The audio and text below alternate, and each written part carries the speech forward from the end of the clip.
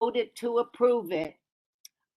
They let all of the community speak. They listened to me, and I was a little aggressive, but they also gave a lot of stipulations, and they have to Yeah. have liaison.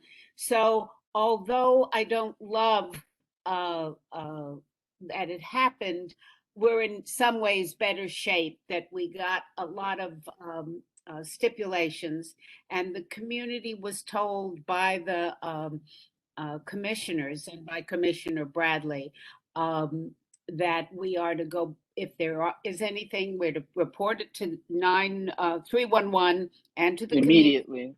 Mm. immediately, and also to go to them, that we can Mm. write a letter. People, they Mhm. will listen to us. So we'll see what happens, but I want to announce it so everybody knows. And they're in the business of granting, and we're in the Mm. business of protecting the community and trying to keep businesses open, as I said at the meeting. However, they have to be responsive to the community as well, the businesses. So we have a lot of work ahead of us. So Yeah, let's, but Susan, just in terms of, because I watched it online and heard the responses from the commissioner in terms of the stipulation, and then we got this letter from their lawyer. Once Jen posted the stipulations as she was copying them down, and the one about the traffic was is one that concerned me because it's a matter of interpretation. They're saying that, oh, they don't have to contact us regarding certain traffic criteria or if there's any problems in the area, which I don't think is appropriate or right, because if there's issues in the area with the streets and construction or something like that, we have to have a conversation and they have to abide by whatever we absolutely. negotiate. Yeah, absolutely. And we have to, somebody wrote a letter, which I'll get off to all of you to meet tonight, reiterating a number of things. But the traffic pattern is an issue, and have to monitor it, and they have stipulations in it, and they're supposed to give us their traffic pattern and what they intend to do. They are supposed to do that. So let's see what happens, Francis. But they don't feel like they should have. Well, They The way he wrote the letter, that was my interpretation. That's well, why I'm bringing it up. I, Because I see, like I hear you. Yeah. Okay. and I hear you, and Okay. we're not, it's not over. Yeah. That's for sure. Okay. That's for sure. Because there's a lot of, yeah. Okay. All right. So, shall we start, Jen, with our first item? We're doing the way I understand it, Seaport first. Oh, yes. So Seaport's first. The only item under that area is the renewal for 33 Peck Slip. I don't think it's a controversial item unless anyone has anything to point out. But it's for the renewal of the liquor license for HHC 33 Peck Slip Holdings LLC, doing business as Mr. C Seaport and Bellini. That's the only item for Seaport, followed by Battery Park. And all it is a renewal, and Renewal. Correct. Yeah. So we're not, I mean, unless there were complaints or whatever, I think it's okay. Right, Jen? Our office, we haven't received any complaints. Yeah, that's what I thought. Yeah, I'm not aware of anything either. I'm over there. Okay. So then we have Battery Park. Yes. So no new applications for Battery Park, just renewals. 2 of them for the same area, but except one's for the fountain area, the other's for the carousel portion. It's for the Pixie and Scout LLC, which they came to us last year, not so long ago, for a new liquor license. So it's their time to renew for the licenses. It's for seasonal license. And again, it's not presented a problem. and we haven't had any problems. So, moving right along, let us go to 293 Church Street. It is not, it's no longer the license for Michael Barrett. Am I correct, Jen? Correct, which Zach could further clarify on that too. Yeah. So, is it Zach who's here? Who's here tonight that wants to speak first? Yeah, so we have Zach here as well as a number of attendees. I'm noticing a number of participants who will wish to comment on this application. Zach, is there anyone else that I should move up to panelists as well on your team if they're helping you present the application? I can't hear you, Zach. You're muted. Sorry. Yes, just myself for the presentation. Okay. I understand you. that you had a PowerPoint presentation, so I'll just pass over the controls over to you right now. Terrific. Thank you very much. You won't be more than 5 minutes, will you, Zach? I'm going to be extremely brief. Okay, go to it. Thank you. Let me just, hold on, I'm just sharing right now.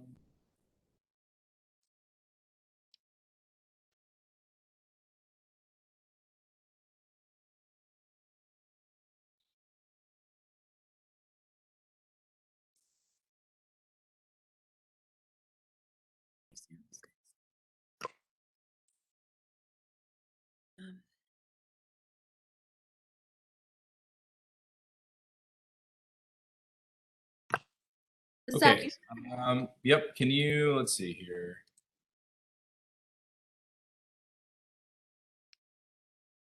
You should see a share option on the top portion of your screen. If you don't, I have the presentation as well. I could also. Yeah, actually, and if you don't mind, that would be terrific. Just to, I more want this just in the event that there are questions or anything else. So I think that makes the most sense. If you could just show the presentation on the screen, and I'm gonna follow along on my computer. So I'll let you know if there are any slides in particular to progress forward to. Got it. Okay. One Thank moment. I'll be sharing my screen now. Thank you.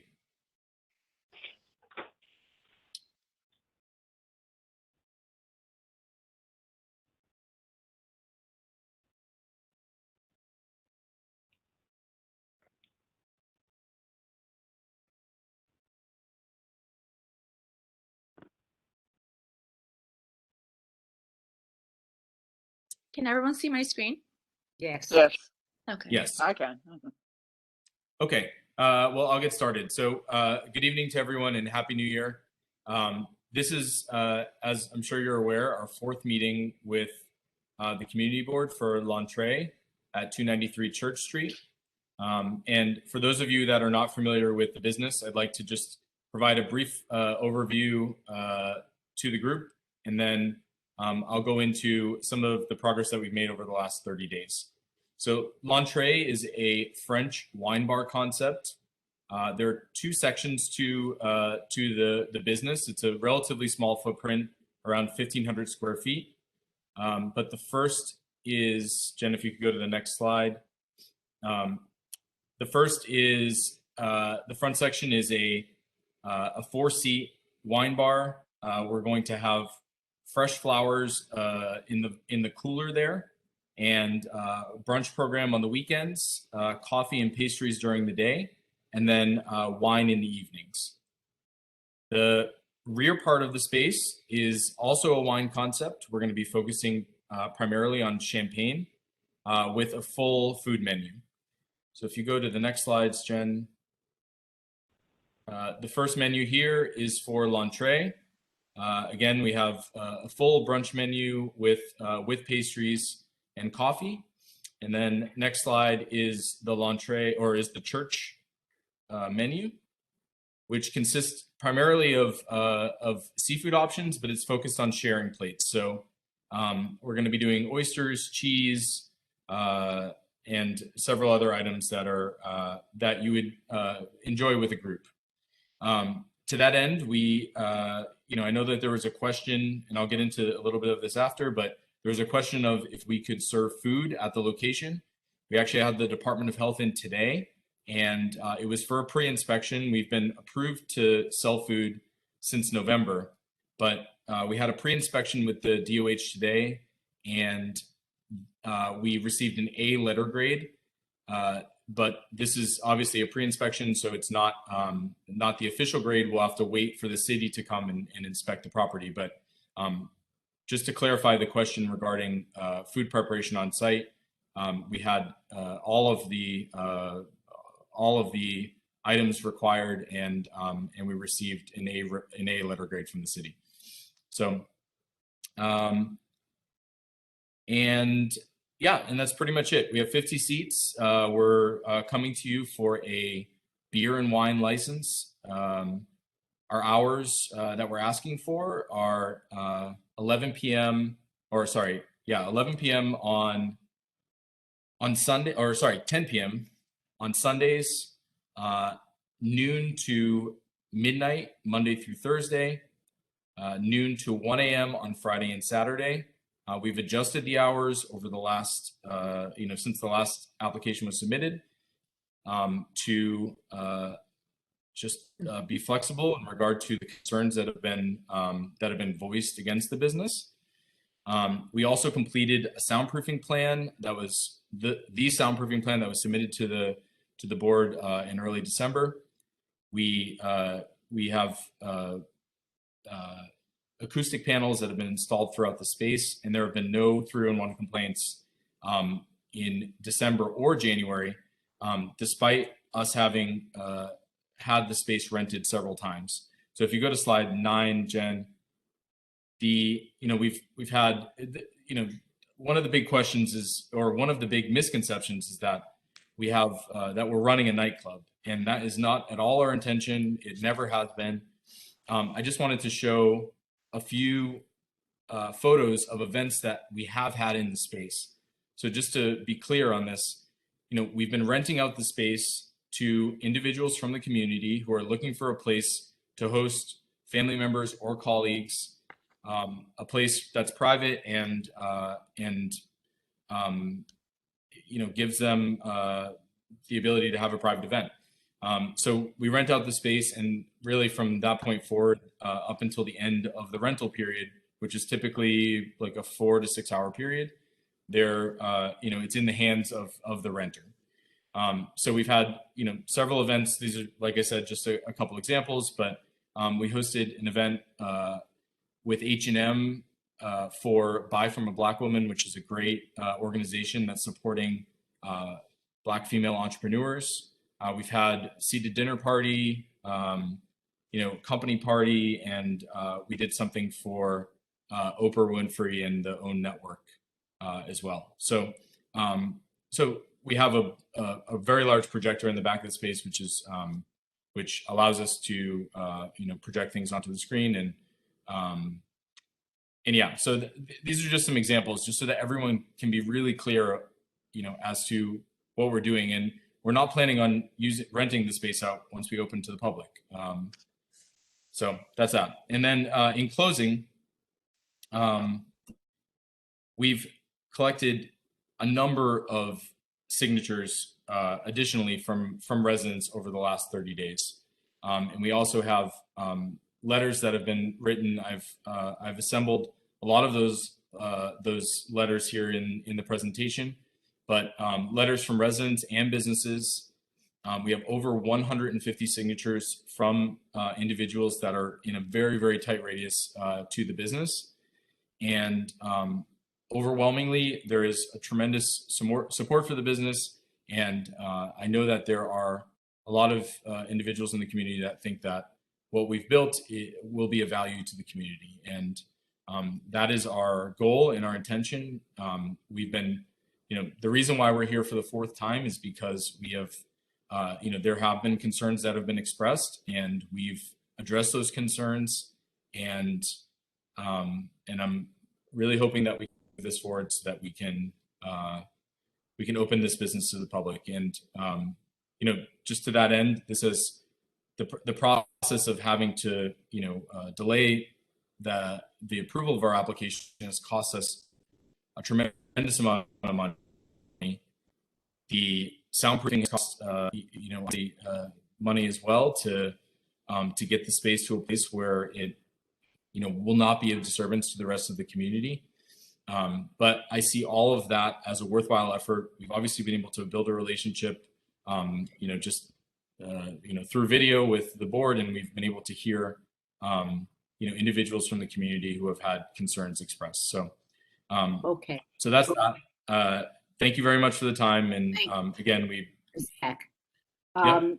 All right. So I have a couple of things, and then I want to open it to the to the board before I do the community. But I want to say that three things concern me. One is I would like to see an acoustic report and have you submitted that I have not been able to see yet what you did acoustically in the space. So we as a committee have a sense of that. That's number one. Number two, you have a skylight, and that has been expressed in a letter and some other community concerns to us in terms of noise coming out and from the skylight. And I want to know if that's been addressed. And the third is when you say no rental, we would put that in the stipulation if we are to approve this, that you will not rent this out. But if you are going to rent it out, I do want to know, because we would put a cap on how often you could rent it out. So those are my questions, and you don't have to answer them right away. I want to see what else my committee has to say. Karen, go right ahead. Thank you. The sound issues, there is some material in the accompanying the application that details some of the measures that either have been or will be taken regarding sound. But I am not knowledgeable about sound, and I think Mitchell is. Mitch, are you there? Hi, Karen. Hi, Mitch. Can you look at those and see if you can divine or discern from them whether or not this would be an adequate fix for the sound problem? Truthfully, well, first I appreciate that, but I'm not on my computer. I'm on my phone, and I'm not able to access it. But even though I'm qualified as an expert for certain things musically, it's almost like somebody like from before, Jeff Ehrlich or somebody else that has technical knowledge of the engineering stuff. I could probably give an overview, but it might be better to have somebody that has some more technical knowledge of the engineering. But I can't see it right now, Karen. So unless you want to explain a few things to me, I might be able to help a little. Oh, I think it's will be obligatory for everybody to read it before the full community board. And we can put a stipulation in. Did Jennifer send it to us on emails? Yes. Yes. Okay, I'll try to look at it while we continue business. It's there not only this month, but it was on there as a proposal last month. Thank you. And do you have the I don't know, Zach, whether it's the bill or a contract with the person who did this that you could submit to us that shows that what was accomplished, what they actually did, that isn't just a proposal, that is in effect what has place? Yes, of course. And okay. A lot of this information has already been submitted. Okay. To the board in December and in I remember reading well. There was some question what had been accomplished, what had been done. So I would like to see their final it's not a bill, but their final statement of what they have done. Understood. Any other Francis, you have a hand? Question, occupancy again is how many for the space? 68 total occupants, Okay. and the seating At one time. is 50. And how many bathrooms do you have? We have 2 restrooms on site. And are they're ADA compliant? The upstairs restroom is ADA compliant. There is a staircase that leads Oh, to that's the one for the people down, for the staff to go downstairs again. our accessory storage. Yes, that Right. is the second bathroom, which is not ADA compliant, but we are It we have doesn't, met all ADA guidelines. But, and the customers are allowed to use the downstairs one as well? Yes, correct. Okay. And I noticed in the front, you have a step. It looks like, is there a step in the front? There is, yes. So We how do have you make that accessible for people that have mobility issues? in the event that that there's an individual that would like to access the space, we have a ramp that can be brought out for the individual to access the property. But because it's a landmark building, we You can't cannot make modify any that changes. function. Correct. but you have a ramp. Correct. Could you put a sign up indicating that a person who was challenged in that respect could Yeah, call? it's usually a sign that goes that says ADA accessible. Yeah. No problem at all. That's a very easy thing to do. Within, Susan, I'm looking at I'm sorry to interrupt. I'm looking at the acoustic panel installation, and Zach, if I can ask you, I'm seeing it only goes up like a few feet. It doesn't go up through to the ceiling, like in a recording studio where you would have the recording studio would be soundproof, even, like from the top to the bottom. So if you could maybe comment on that. Yes, we have, as far as the acoustic panels go, there are 12 4-foot by 2-foot acoustic panels that have Right. been installed. What about the other 5-6 feet going farther up and around? They go all the way to the ceiling. So just from there's only 6 speakers in the space. No, And I'm looking at the panels, and unless I'm I'm looking like the panels are the white things. No. Sorry, It's Jen, hard to see. The rest is dark behind it. Understood. Jen, are you able to put up a slide 8, please? Of the presentation? yeah, Yes, please. Okay, one moment. Thank you. we're gonna look at it, Mitch. I don't Yeah, I mean, I'm just seeing it on from the the computer what Jen sent.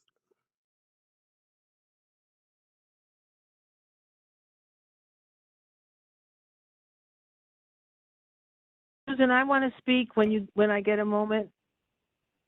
It's Jean. Oh, absolutely, Jean. Okay, that's it. Yeah, that's it. Mitch, so if you look on the left, this was the plan that was submitted to the committee in December. The red areas outlined in the photo on the left-hand side, and this is just for brevity's sake, where we don't have all of the photos in here, but I can certainly provide those. On the left was the proposed site or the location of the acoustic panels that were installed, and then on the right is the installed panels. So again, those are 4-foot by 2-foot panels that essentially surround the background speakers. The speakers are only located on the wall that is marked up on the left-hand side. It's hard for me to see, but just acoustic panel installation, that's just the general term. No disrespect, but that means nothing. It could be great acoustic panels with certain, it's like when you buy earplugs, you can reduce the noise by 10%, or you can reduce the noise by 90%, depending on the strength of earplugs. So if you can, maybe the acoustic panel installation, how deep can you go into that? Yeah, I mean, we've submitted all of this in the soundproofing plan, but these are they're Owens Corning thermofiber acoustic panels, and they're generally recognized as the top of the line acoustic panels for studios, restaurants, etc. So you would say they would and reduce the we have noise to going outside by over 90%, 95%? Well, just to be clear, there is no noise escaping our space in the front of the space. The consideration here is for any of was brought to our attention specifically by Mr. Rand in his property, which is to our south. So it's directly adjacent to our building. Right. That's the guy and with we have the child's bedroom facing the skylight, right? No, Oh, no. that's another resident. Okay. But unless we're able to access various properties that have expressed the a noise concern, we're unable to perform a decibel reading on what the sound is within the space and what the sound is that is escaping and being heard from the other properties. Then why can't you there soundproof is the back zero in the same way you do the front? We did. There's soundproofing throughout the space. Okay. There's no, yeah. So this is again all included in the soundproofing plan that we had submitted, and I'm assuming, I assume based on the fact that there haven't been noise complaints that the efforts that have been made cured the complaints or concerns. No one has reached out to us directly. Okay. Regarding sound issues specifically. And at the end of the day, I mean, you can see in the soundproofing plan, the specs on these speakers, and they're specifically for restaurants. They're background speakers for restaurants, and we're not playing live music. We have no DJs. This is very, very, it's a minor part of the overall operation. But obviously a consideration that we've taken into serious account as we've gone through this process. There are other slides with other drawings on them with the acoustic panels. Could Jennifer put those up as well? Yeah, we can.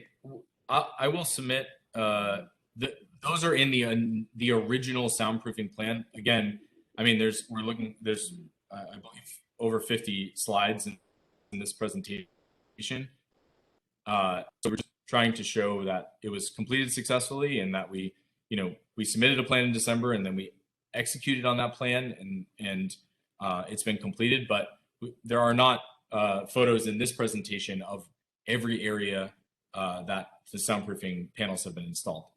I'm happy to present that, but we again have not.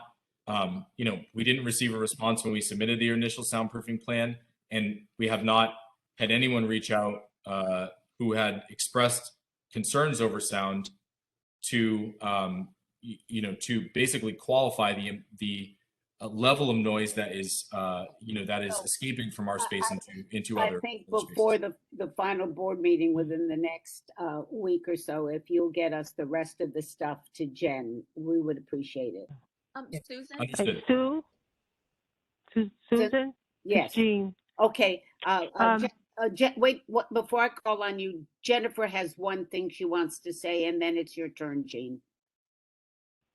Oh, no, just a comment that I could present the original proposal. It does show, and part of the soundproofing plan, it does show some of the examples of what Zach just mentioned, and also to comment on what Zach mentioned that even though he didn't receive personally noise complaints, our office did receive correspondence of noise complaints. And so I think probably after the presentation, I see that attendees here are with us tonight. I'm sure those attendees would also like to opine on the noise issues. Oh, yeah. Let me call on Jean, and then if there are no more questions from the committee, I just have one other thing to say. But Jean, go right ahead. I just wanted to say about the soundproofing in the panels. Until you're in operation and the neighbors can really hear the reality of the business in progress, then you're going to know what we were dealing with. I don't know if you're already open, but just as an example, we have a business beneath us that is a boxing studio, and they promised us a lot of soundproofing and showed us a tour. We gave us a tour and said this is the finest quality soundproofing there is. And in fact, some of it worked and some of it didn't. And in fact, they had to discontinue using certain pieces of boxing equipment because it just filtered right through the finest acoustical equipment that they had.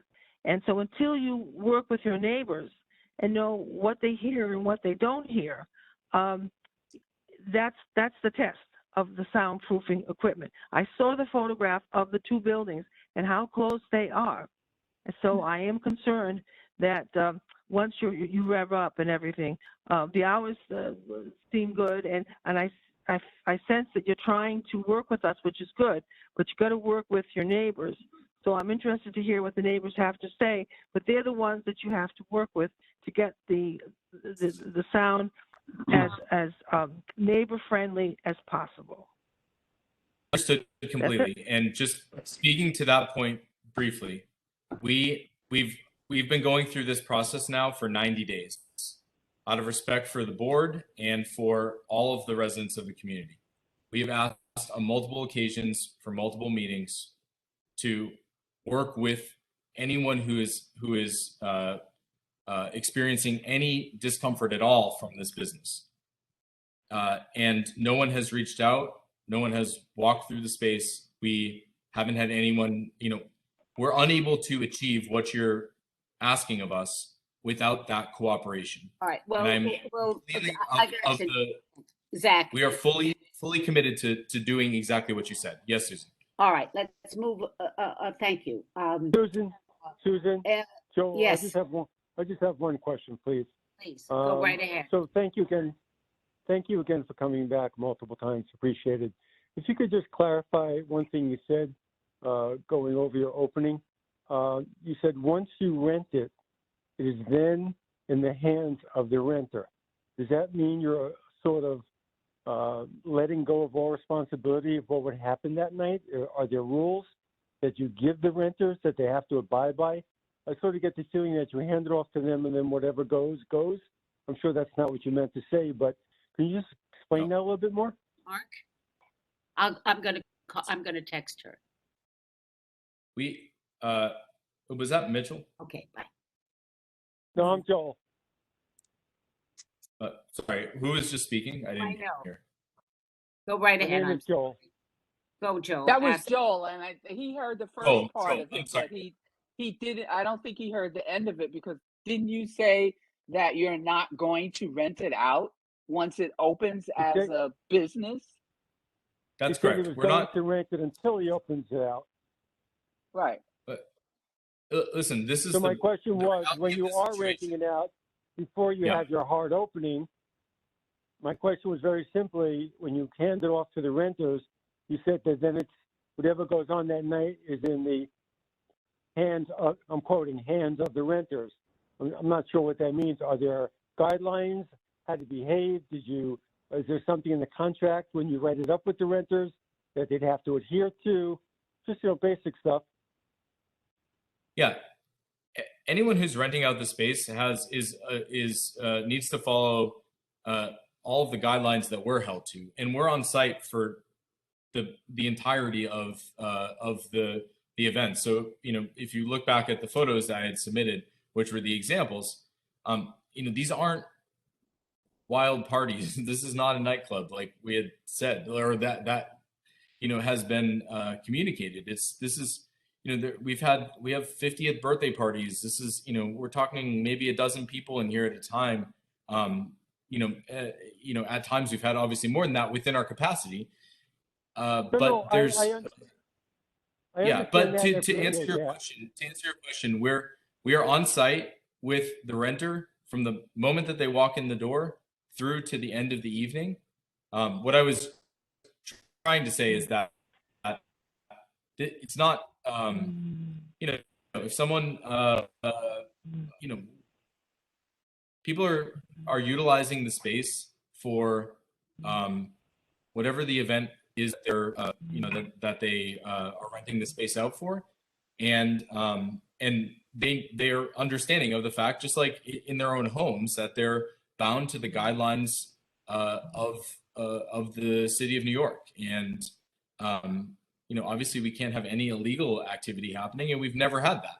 If you've listened to some of the past community board meetings, we've had the police in here dozens of times because there were excessive phone calls made to emergency services. All right. I've had the cops in here a lot, and we've never had a violation issued against us. Okay. So anyways, that's that. Let me stop. We are here on. All right. So, but to answer Joel's point, and I think that would be part of the stipulation, Joel, is that Zach said they don't intend to rent it once they get their license. So until they get their license, they're going to rent it.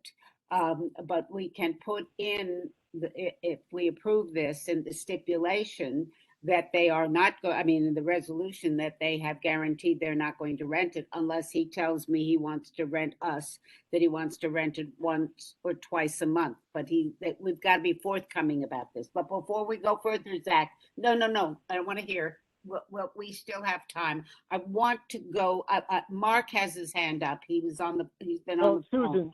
Susan, one second. He didn't really answer my question. My question was, I don't want to hear about the city and the police and EMS and everything else. It was a simple question. My question is, once he signs a contract with the renter, is he going to be responsible and have oversight to what goes on during those 6 hours? Yes, and the answer to your question is yes. We are on site, and ultimately, as the leaseholder for this property, we are responsible for what's happening on site. And that is, so yes, the answer to your question is yes. We're not just handing someone the keys and allowing them to just do whatever they like within our space. We've spent a lot of money here making the space beautiful, and it's in no one's best interest to just let it go and just let people do whatever they want. We are responsible, and we are here, and yeah. So does that answer your question? Joel? Okay. Very hard on this. Mark, you're on. Are you there? Jen unmuted you. Okay, so yeah, Jen, just a couple things quick. Obviously, won't be present, and do I have the ability here to unmute myself without permission going forward? Yeah, you can, but you got to raise your hand and excuse yourself. That's all. Just tell me. You know what I mean? Okay. Not put in. That's all I'm asking. So we have some decorum. She'll keep you unmuted. Okay. No problem. Well, so the question's about the food service. I'm sorry, I have computer problems, so I can't have any visuals at the moment. Was there a kitchen? We do have a kitchen space for food preparation, and That's not the question. Is there a full service kitchen? We do not have a hood in the space, no. But that doesn't prevent us from. Well, we're not required to, but it doesn't prevent us from serving food. We're not cooking anything on site. The menu is specifically created for items that do not require an open flame or hooded ventilation to serve to customers. And we had the Department of Health in today, and there was 0 violations. There's always been a disconnect, and there's a history of this between the Department of Health and SLA requirements about a full service kitchen. So my experience in the past is that if places that don't have a full service kitchen are sometimes, they should have one, and there's usually sometimes a reason why they don't.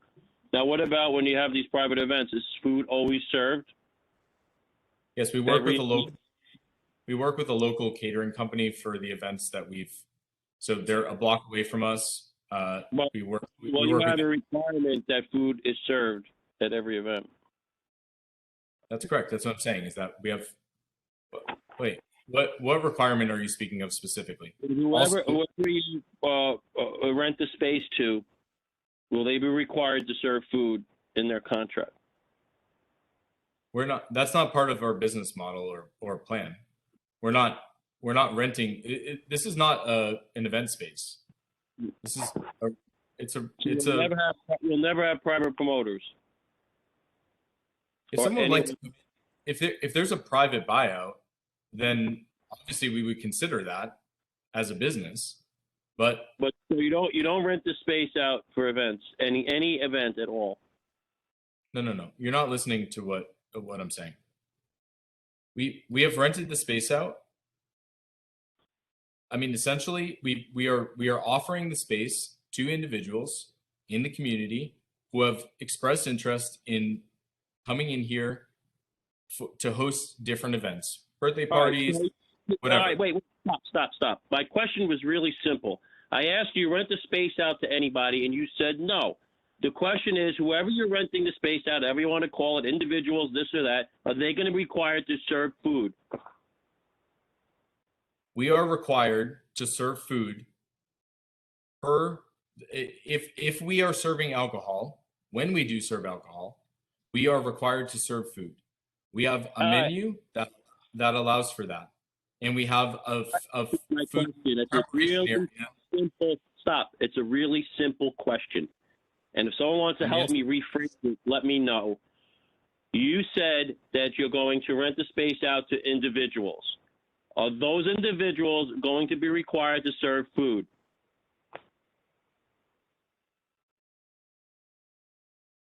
I don't know how to make it clear.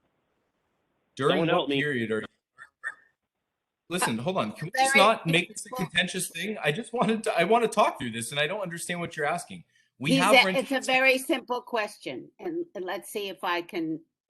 There is a whole issue around alcohol and food. So Mark wants to know if you are going to have an individual come in to rent the space for a party or whatever else, and are you going to require them to serve food if you are serving alcohol of any sort, beer and wine or whatever? In the event that we have someone come in for an event, or any person that comes in, we are required to offer them food. We can't force them to eat food. Right now, we work with a catering company that's a block away from us. Stop, please. You're dancing around this question. You're saying we mean you. I am asking you about the person that is renting the space out. Are they going to be required to serve food when they're renting the space out? Yes, they're not. No one's required to have food on site. Please add that to the resolution. Thank you. Okay, don't worry. Thank you, Mark. So Pat, my last. I have a comment. I think Mark misunderstood. So what can I explain what I heard. So essentially, they are serving food. Okay, if they serve alcohol, but the food are not prepared in their restaurant. Right. It's catered food, so they don't require a kitchen. And Mark's question was that whether they have a kitchen or not. So Zach said that no. So in a sense, they don't need a kitchen because the food are catered. So right. Just like when you have a party at an office space, the food are catered. So I think we have to phrase out the question. Well, I think what's the question about a kitchen? I don't think it was even the kitchen. Mark was pretty clear. So and we still have some issues, Bernard, that we haven't really dealt with, which is rental, non-rental, all of that. No, but I think we have to separate all the issues, right? So if they rent a space out and they serve alcohol, but I think the New York, the governor, I think the Cuomo, they had order requirement saying that if you want to order drinks, you have to have a food. Yes, so you don't have to have a food. It's naturally you can get a cater food. You don't need to prepare in a space, and you can cater outside. So I think that's essentially. Mark's question was clear. Let me ask Bernard, because I've asked everybody to raise their hand. let me have Pat speak. And then I really do want to call on the community. And there's one other person with their handheld who is a phone person. Well, which Susan, can't I tell who wasn't it is. clear about Mark's question because my understanding is, Zach, you're saying that once you open, you will not be renting out the space for events. Is that correct? That is correct, yes. So once you open, which is when? Whenever we have the approval to do that. Okay, you will no longer rent out the space for individual events. Does that mean you won't rent it? If you rent it for a private birthday party, so in other words, if you're not going to rent it out for private events, you won't rent it out for private birthday parties. Is that correct? No, that is absolutely correct. We're not renting out the space. This is okay. Operating as a bar and restaurant, just like any other spot. Okay, got it. Got it. And it'll be in the resolution if we do that. But who is the hand that's raised on the telephone, Jen? Wait, I haven't finished. Oh, I'm sorry, Pat. That's it. So you don't need a full kitchen because you are not cooking on the premises, correct? We do not need a full kitchen, and we've submitted a menu with all of the food options that we will be offering. Regardless, they don't require a full kitchen to prepare and serve to customers. So either you just need to heat them, or you need to arrange them on a platter, or whatever. Yes. Right. Yeah. So just so everybody understands that, so you don't have a full kitchen, you don't have a hood because you are not cooking, you're not grilling, you're not cooking on the premises. Okay, I just wanted to make that clear. Thanks. Of course. Thank you, Pat. You're Who welcome. has their hand up on the phone, Jen? Mark. Okay, Mark, this is it because I want to call on the community and I don't want this to go on for too much longer. So Listen, everybody, you hear me? go on. Yes, perfectly. Yep. So the discussion about kitchens and licenses and this and that, we have to have a separate topic on that so everyone knows what's going on. It was said three different things were conflated. The governor's order is one thing. The SLA regulations are another. That's a lot of times never enforced. As we know, you need to have a full service kitchen with an OP license, and with regards, and we should put that in there as well, that if he was going to return for a full liquor license, that he'd be required to have a full service kitchen. But now he just wants the beer and wine, right? Is that correct? Right. That is absolutely correct. So okay. So these are red flags that we've had in the past. I've been around 92, and you have to go with what you know from the past and what history has taught you. On a simple question. No full service kitchen to start with. Things like that. You have to take it with a grain of salt. It's up to you guys what you want to do. But I've heard too much that's conflicting and simple questions not answered to tell me that I can't be in favor of this. Okay, thank you. Let me call on the rest of the people in the audience, such as it is. Jen, why don't you do that for us? Yes, I'll go by order. So Andre Setlin, followed by S. Rand with Stephen Rand, and then followed by Bradley Silverbush. So okay, good. Oh, I'll start with Stephen Rand since Andre put down his hand.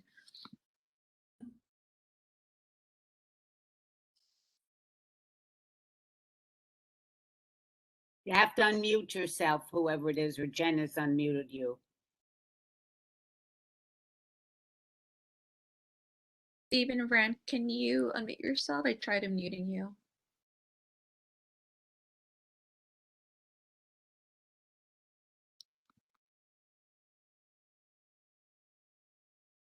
Hello? Hello? Can you hear me? Yes, we see you. Yes. We're trying to unmute you. We hear you. Is this Andre? Okay. No, this is Stephen Rand.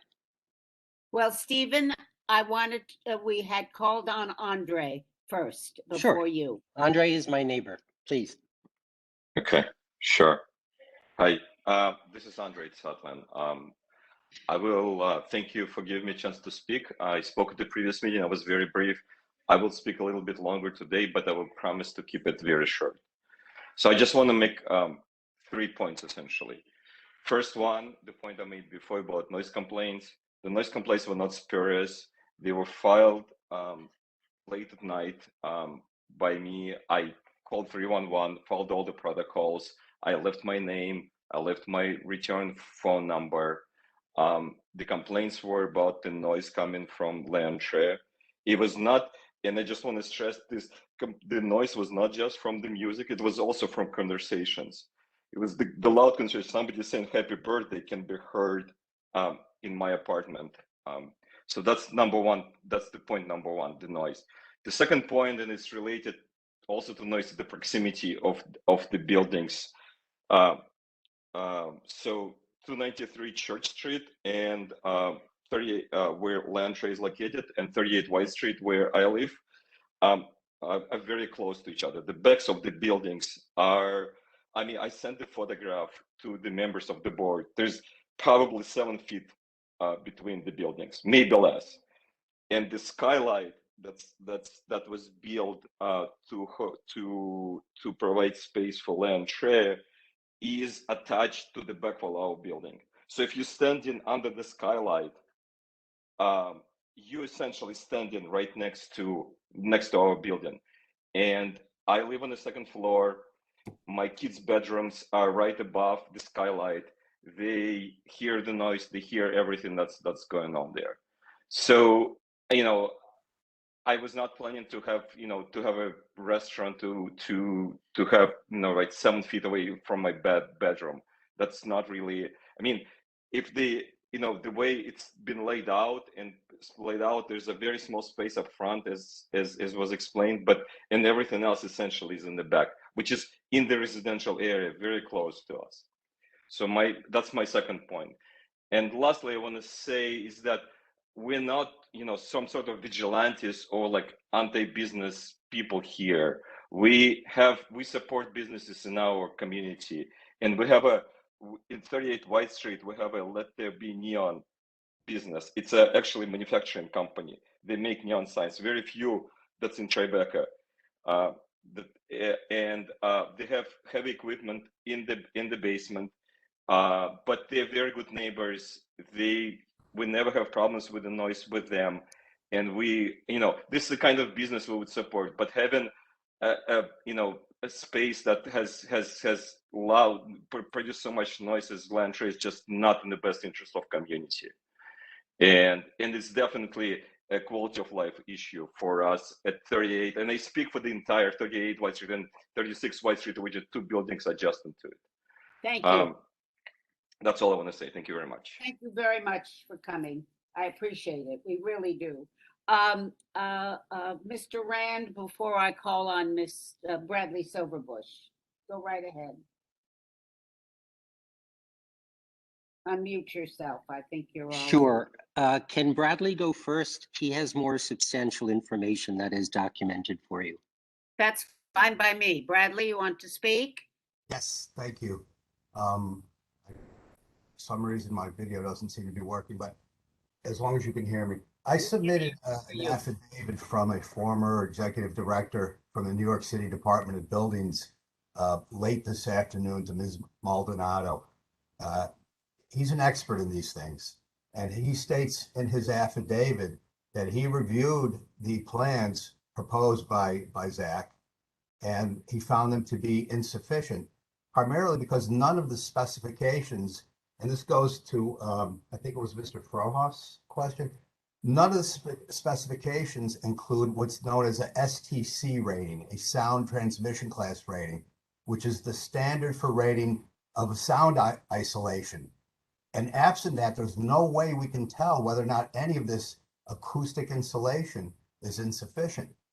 Similarly, the thermofiber mineral wool insulation that he proposed using doesn't have an STC rating, and the noise blanket that he proposed putting on the door does not have an STC rating. Now, we took to heart Ms. Cole's recommendation that we meet. Mr. Rand and I met with Zach late November. He promised us an opportunity to meet with him and his sound engineer at the premises so that we could inspect and test the sound. He never followed up on it, never provided us with an opportunity to go to the premises as he promised us so that we could see whether or not the sound insulation was insufficient. We hired an expert in anticipation of doing that, and he hasn't done that. I'm concerned, and I'll tell you why I'm concerned. I spoke to the landlord's attorney today, who informed me that Zach is 4 months in arrears, never sought any permission for any of these alleged alterations he's done, never sought or obtained any DOB permits for any of these alterations. For all we know, this could be hazardous sound insulation. We don't know. It could go up in flames. But because he's cutting corners on this, I have grave concerns that you're going to issue him a license and he's going to turn around and sublet or assign it, and then we're going to lose any control of this whatsoever. This should be done by the book, not haphazardly. Thank you. Thanks, Bradley. I appreciate it. All right. Susan, can I just have a chance at the end to speak to these different points that are being made? You because will get, and and it's then going to be I'm very going brief. to Go ahead. because I have an idea, because I am absolutely beside myself. All right. It goes on and on and on and on. And I'm not happy. I'm not happy with what we've received as a community board. We, where we are always is between a rock and a hard place. And what I am tempted before, I have 2 other people to call on to say is that, Zach, I feel that this rating, this acoustic information is critical to you getting a license. I want you to understand that it be done in accordance so that we really understand. Those buildings are very close. That skylight is right there. And that's my own interpretation. I have to hear from the rest of the committee. But before you speak, I have 2 other people, Jen, who want to speak. Yes, and there's also other participants who wish to speak. I'm going through the list to see who exactly, so I can let you know. Everybody, including Stephen, I would like you to limit it to 2 minutes. I don't want to spend more than 10 minutes more on this. I can definitely do that. Okay, thank you. Go. Shall I start? Yeah, go right ahead. Okay. Okay, so and Happy New Year to everybody as well. So 293 has been a nightclub for more than a year. During that time, Mr. Normandin has alienated virtually every neighbor surrounding his building. Nothing has changed in his application except from a full license to a beer and wine license because of the resistance from you. That's all. And by the time he gets to the SLA, it will be a full liquor license request again. No. The space hasn't changed. The sound system hasn't changed. He has a kitchen on his plan. He is not allowed by his C of O. It says no human occupancy in the basement. He can't have a kitchen. And he's making eggs. He is bringing eggs. He hasn't even told you who the supplier of his food is. You're taking his word for all of this. He's doing a song and dance, and it's kind of ridiculous. Okay, so you know that a nightclub is one of the worst horrors a neighborhood can endure. You wouldn't want this next to you. We don't want it next to us. We're small 4- and 5-story, 100-year-old buildings. You're not listening to the neighborhood, and you haven't let the neighbors speak. We had 18 households last time that wanted to speak. We do not need or want a nightclub in that location. And if you are looking out for us, you won't put one there. This is going to be a nightclub for a year. That's his clientele. That's how he's trying to make money. He is doing a song and dance. The acoustic is nothing. It's panels on the wall that are meant to deaden sound within the space. It has nothing to do with transmission. Please listen to the neighbors. This is not the right business to put here. If it were a gallery or anything else, we would love to have a good business in there. And the landlord also wants to have a good business in there. Please don't give him any kind of license. Let him find a location that works for him, because this is not it. This will make our lives hell. You know what that is like. Thank you so much. please. Thank you. Who else, Jen? I'm going to let everybody speak. I would like it to end in about 10 minutes. So whoever wants to speak, limit yourself to 2 minutes, please, or we will have to. Can I speak up? Yeah. Hi, my name is John Kessler. My wife, Asti Husvet. We live at 40 White Street. So we're like a building away from Andre and his children. We were woken up numerous times by our window we sleep in the back, which is, more adjacent to the property that under discussion. Our windows were bouncing. They were moving. They became speakers that night. The bed is bouncing. It's that loud. It was so insane. And I'm just watching this whole thing unfold.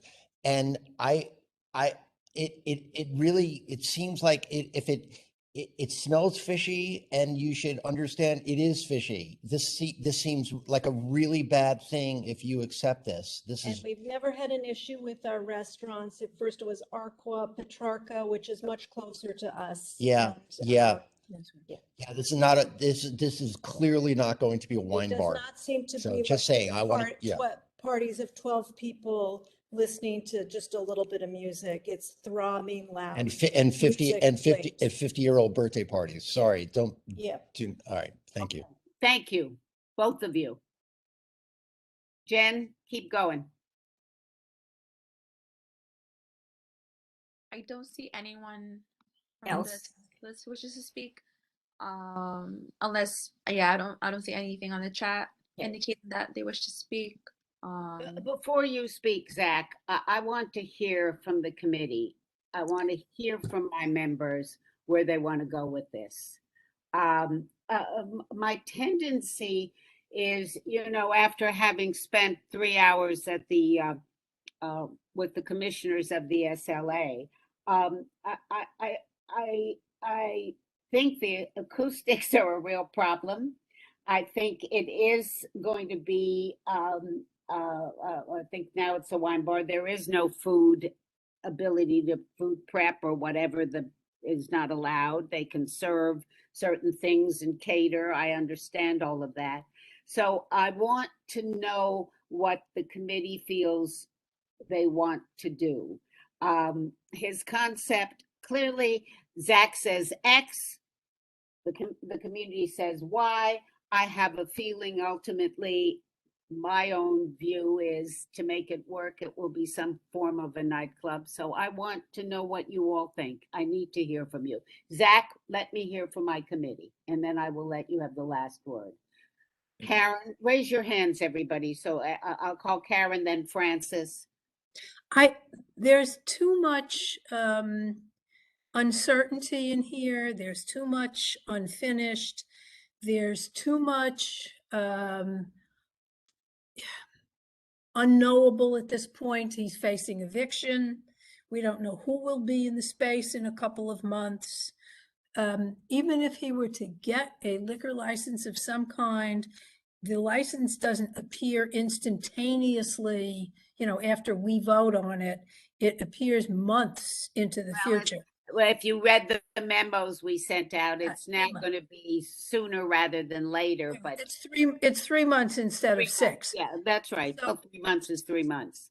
My point is that there is no way that he is going to be able financially to do this at this point. And I think rather than drag this out longer, I think we should really cut to the chase right now and make a decision up or down on this thing. I think my personal opinion is that he's not financially able to do the kind of sound mitigation that really needs to be done. He may not be there within a few months. This is not the kind of situation where we should be allowing him to have a license. All right, Francis, I know where Mark stands. Zach, do you own this property? or are you leasing this property from someone else? We are leasing the property.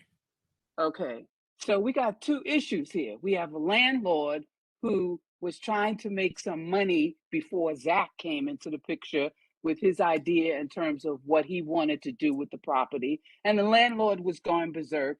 And I think that that's what all the neighbors were responding to. So now we have Zach here trying to put a plan together to have a wine bar, and they're running into a whole lot of issues because of the landlord and what the landlord did or does. So who has access to the space right now? Is it you or the landlord? We are the current renters of the space. Okay, so the landlord hasn't had any events or anything there since you signed whatever lease or whatever you have with him. He is the businessman in that space. It's not since July of 2020. So I just want to speak to and I don't need to respond properly to everything right now, but July of 2021, last year. So the claims that we've been here for over a year operating as a nightclub are false. We didn't even have possession of the space until July. And I'll speak to the other things after, but I implore the committee to really consider the truth of the allegations that have been made against us. These are untruthful. Okay. And I wrote the committee a letter last week outlining each of these things, which I can just summarize here briefly after everyone's finished.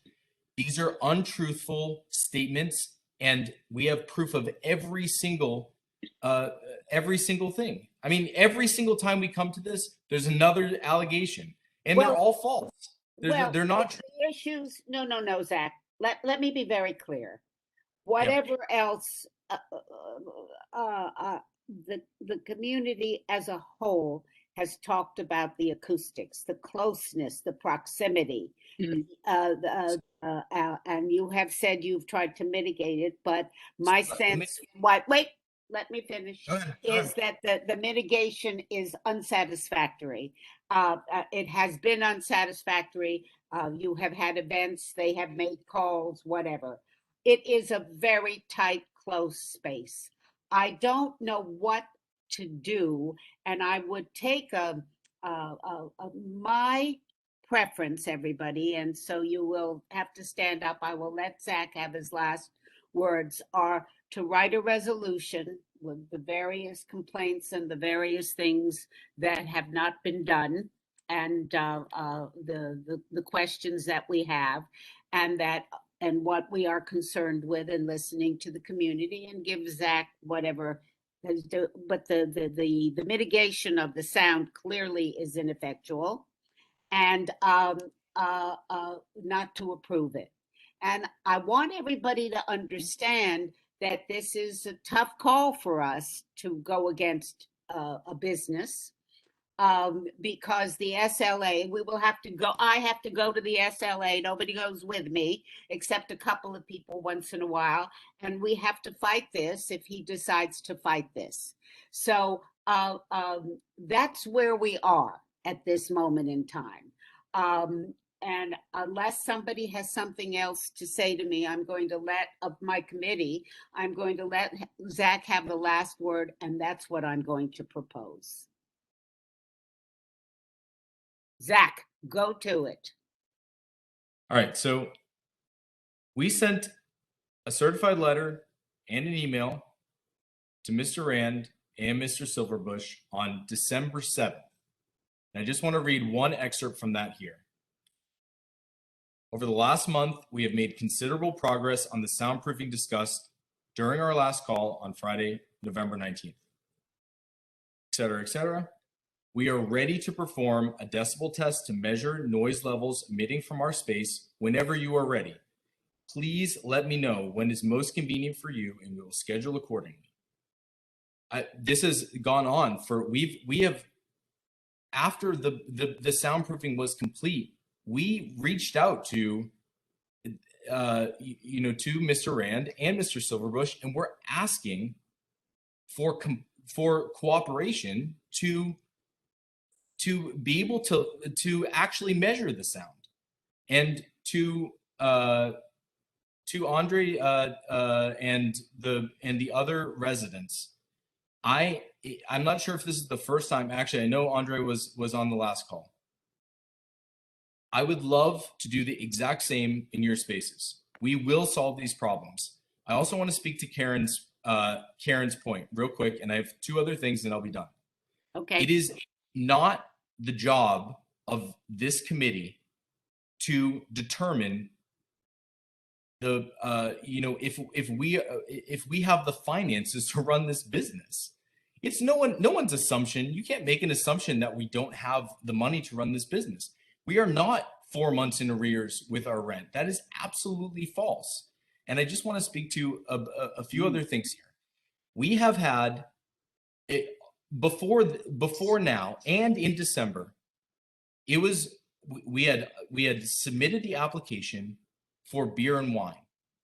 As the committee knows, and I'm sure Mr. Silverbush knows, the 500-foot rule does not apply to beer and wine licensees. Mm-hmm.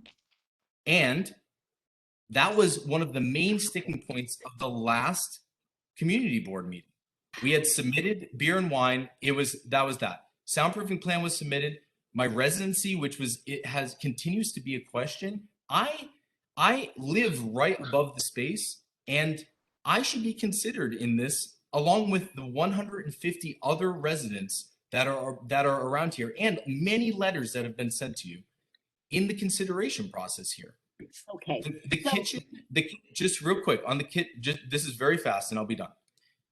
This whole concept that's been presented that we don't have a kitchen, we can't serve food, it is all completely false. Most bars serve bar snacks to satisfy the food requirement for their businesses. We have prepared, and it is included in the documents, a full food menu that utilizes, to the best of our legal abilities, the space that we have to prepare food and serve it to customers. What Mr. Rand is saying with regard to occupancy is false. And if you look at the letter I sent to the committee, I read it, yes. Occupancy for an accessory space falls under the occupancy of the main space that it is a part of.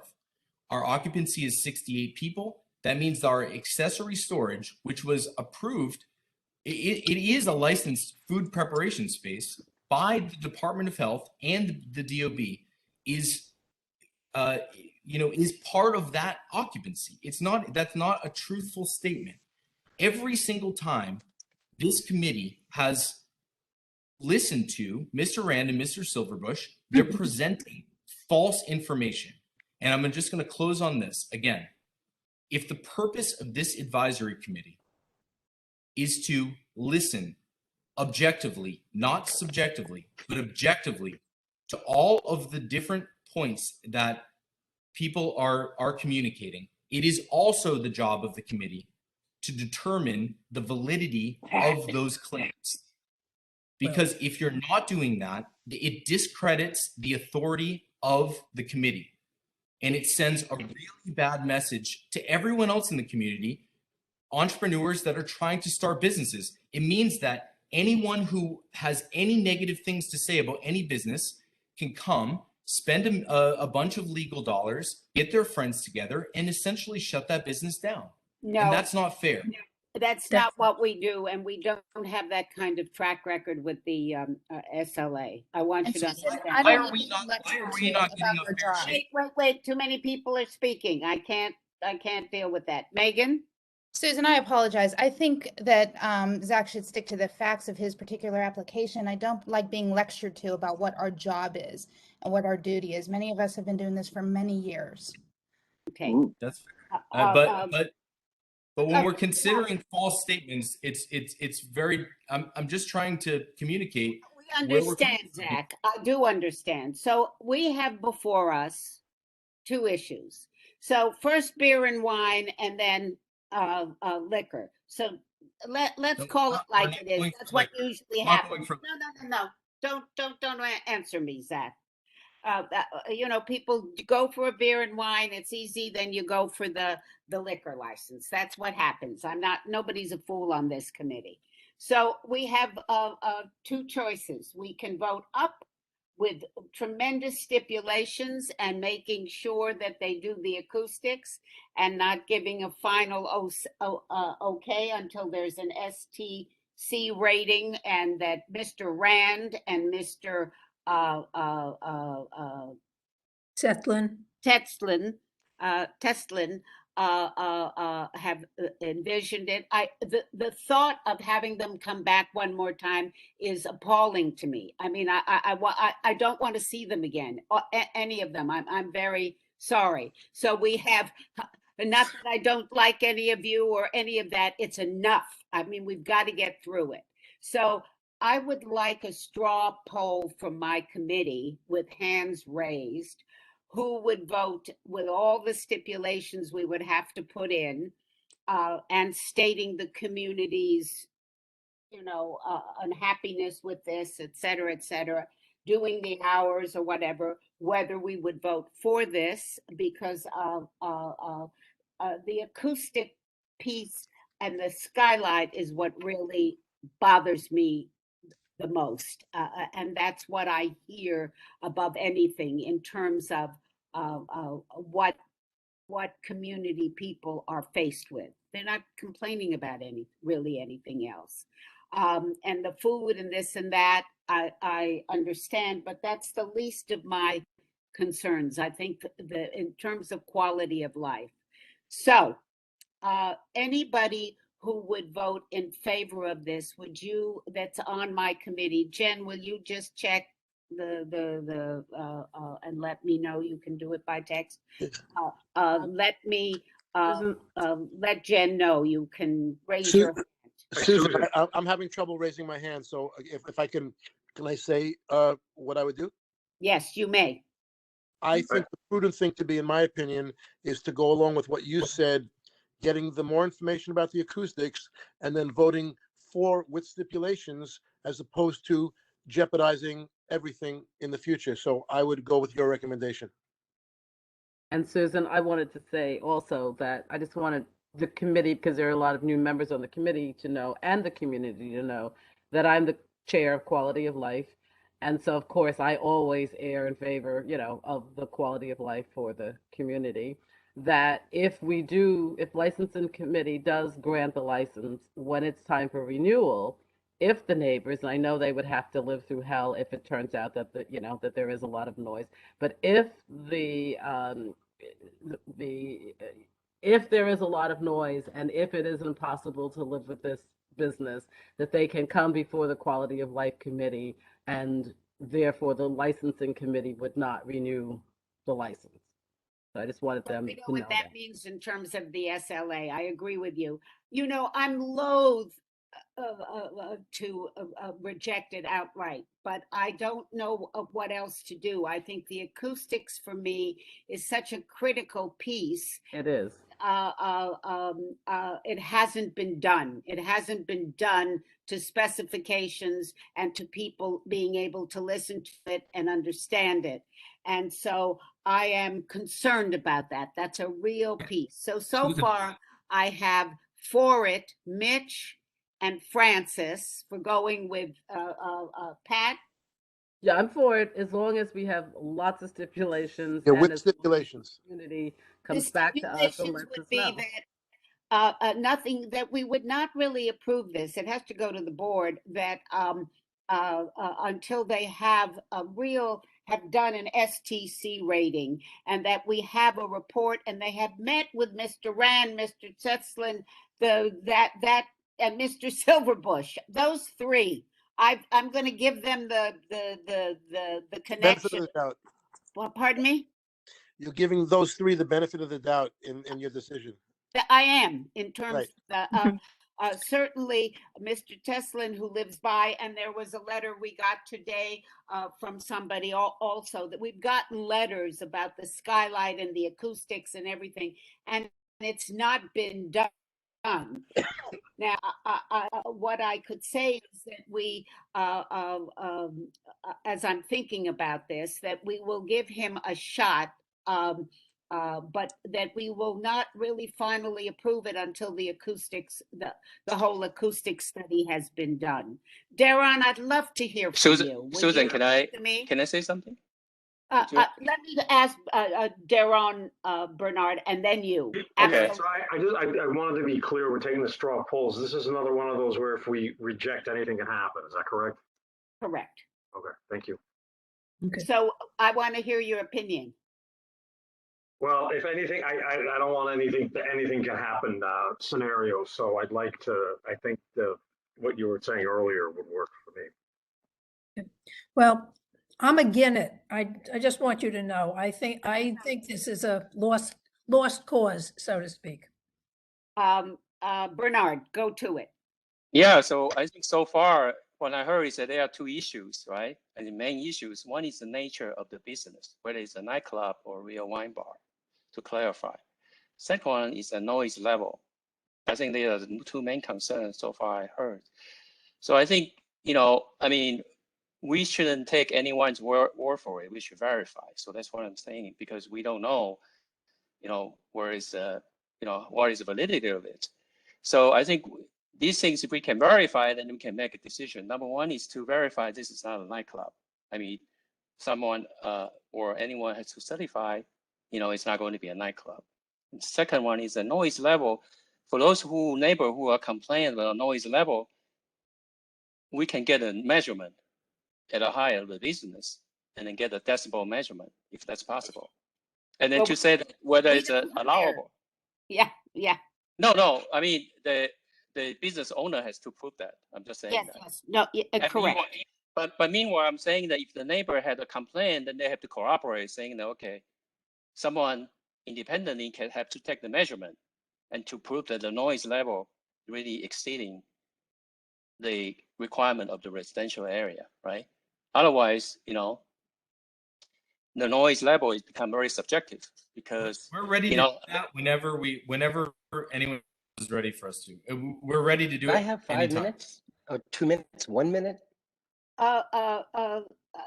I don't think so. I think I'm going to go on because I've heard, and I think we have to stop it. It's an hour and a half on this, and I can't stand it anymore. I'm very sorry. So I just don't need a year of hell. I'm going to call the question. Call the question. I'm going to call for a resolution that clearly states that the approval for this business entity can only be approved with a STC rating, a real acoustical study that's done, and the owner of the business making sure that there is true, real soundproofing for the neighbors, which includes the skylight and the side of the building. And that as for that the owner will assert this is not a nightclub, that he will not have special events, that 68 is the wine bar, and that's what he's asking for now. He still has the ability to come back, but he is not going to have private parties. And that's and certain hours, keeping the hours tighter. I wouldn't give him till 1 o'clock on the weekends. I'd give it to only midnight, and to keep it very tight for this period of time. So that's what I'm proposing. So if someone wants to second it, the motion. Second. Second. Jen, I think you have to take a roll call on this. I'll do a roll call, yeah. Okay, and let's go. You can do me last. Let's go quickly. Sure, okay. Let me go to my vote sheet.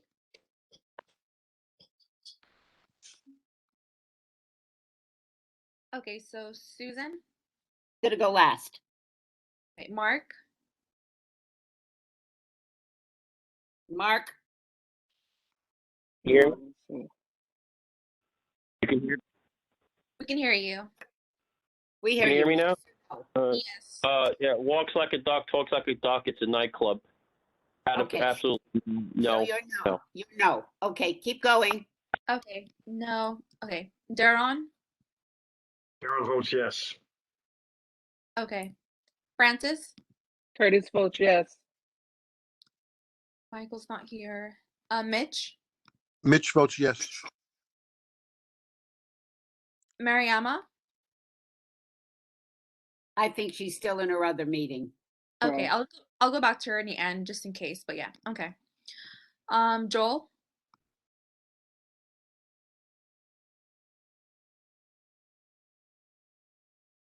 Okay, keep going. I know he's there. Maybe come back to him. I don't think you can hear him. Bernard. I'm voting no. Yes, I second Susan's opinion. Okay, so Joel said no.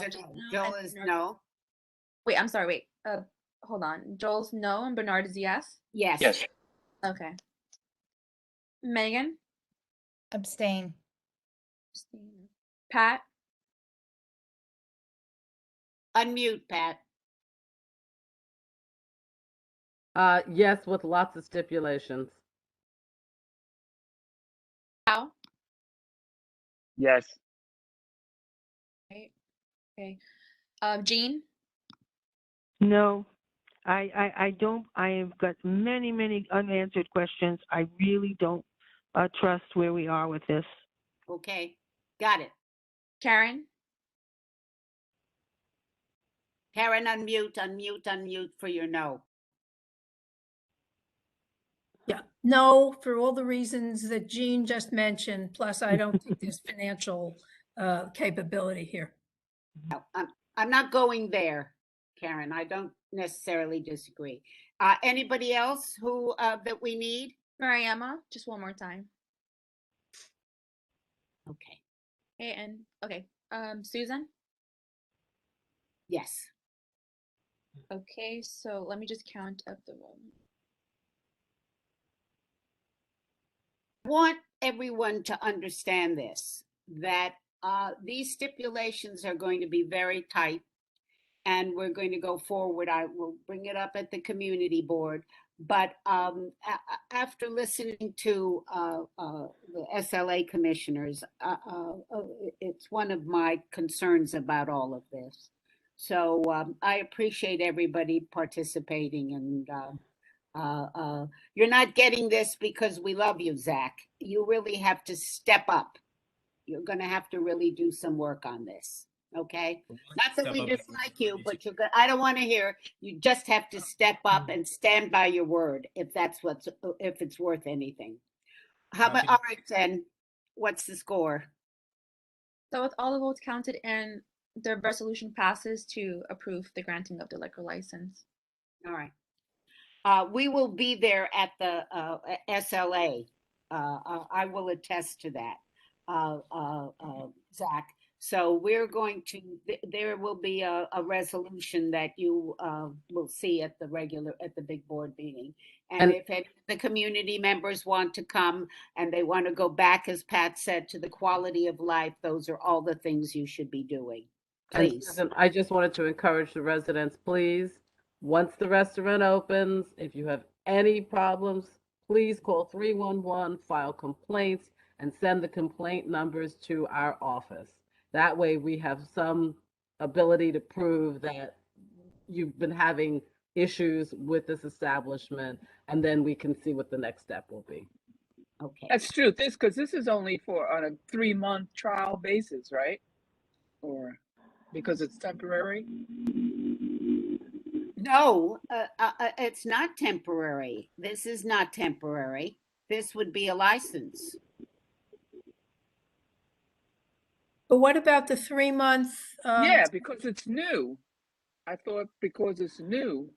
We could do that. I hadn't even put that in my head or my hat. But we need to have a trial period with this. I voted based on thinking that there was a trial period. It's fine. So that we give him a chance to do his thing, and if he did it wrong, then quality of life, definitely. People come there and we'll shut it down. Period. Okay, fair enough. It'll be that. It's in the record. Thank you. Susan, it's Mark. Jen, what does the application say? It's a beer and wine license for renewal in 2 years, right? Correct. So at the moment, I mean, unless Right. SLA changes the So rules. that's what we just voted on, guys.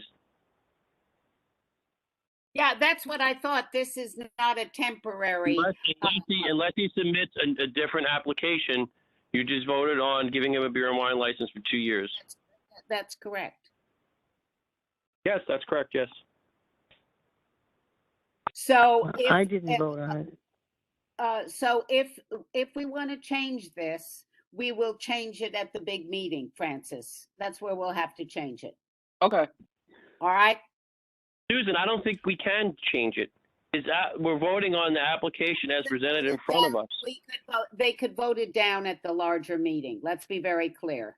Correct. And then you have to ask the applicant to resubmit for the temporary one if he wants. Yeah. All right. All right. Just to be clear for the committee and everyone here at the meeting. Thank you, Jen. The whole situation and scenario with the temporary retail permits. So just to get it word for word from what I'm reading from the governor from an online source from the governor. Applicants for new beer and wine licenses in NYC will be eligible to apply for a temporary retail permit when their permanent license application is pending. So correct, where we just voted for a beer and wine license, but for a permanent one, and then the renewal comes in 2 years, so on and so forth. Correct. All right. So Jen and I will struggle through what we're going to present at the full board meeting in terms of the resolutions. All right, guys, let's move on. Jen, I need the agenda for the next item. Yes, so the next item is for 279 Church Street.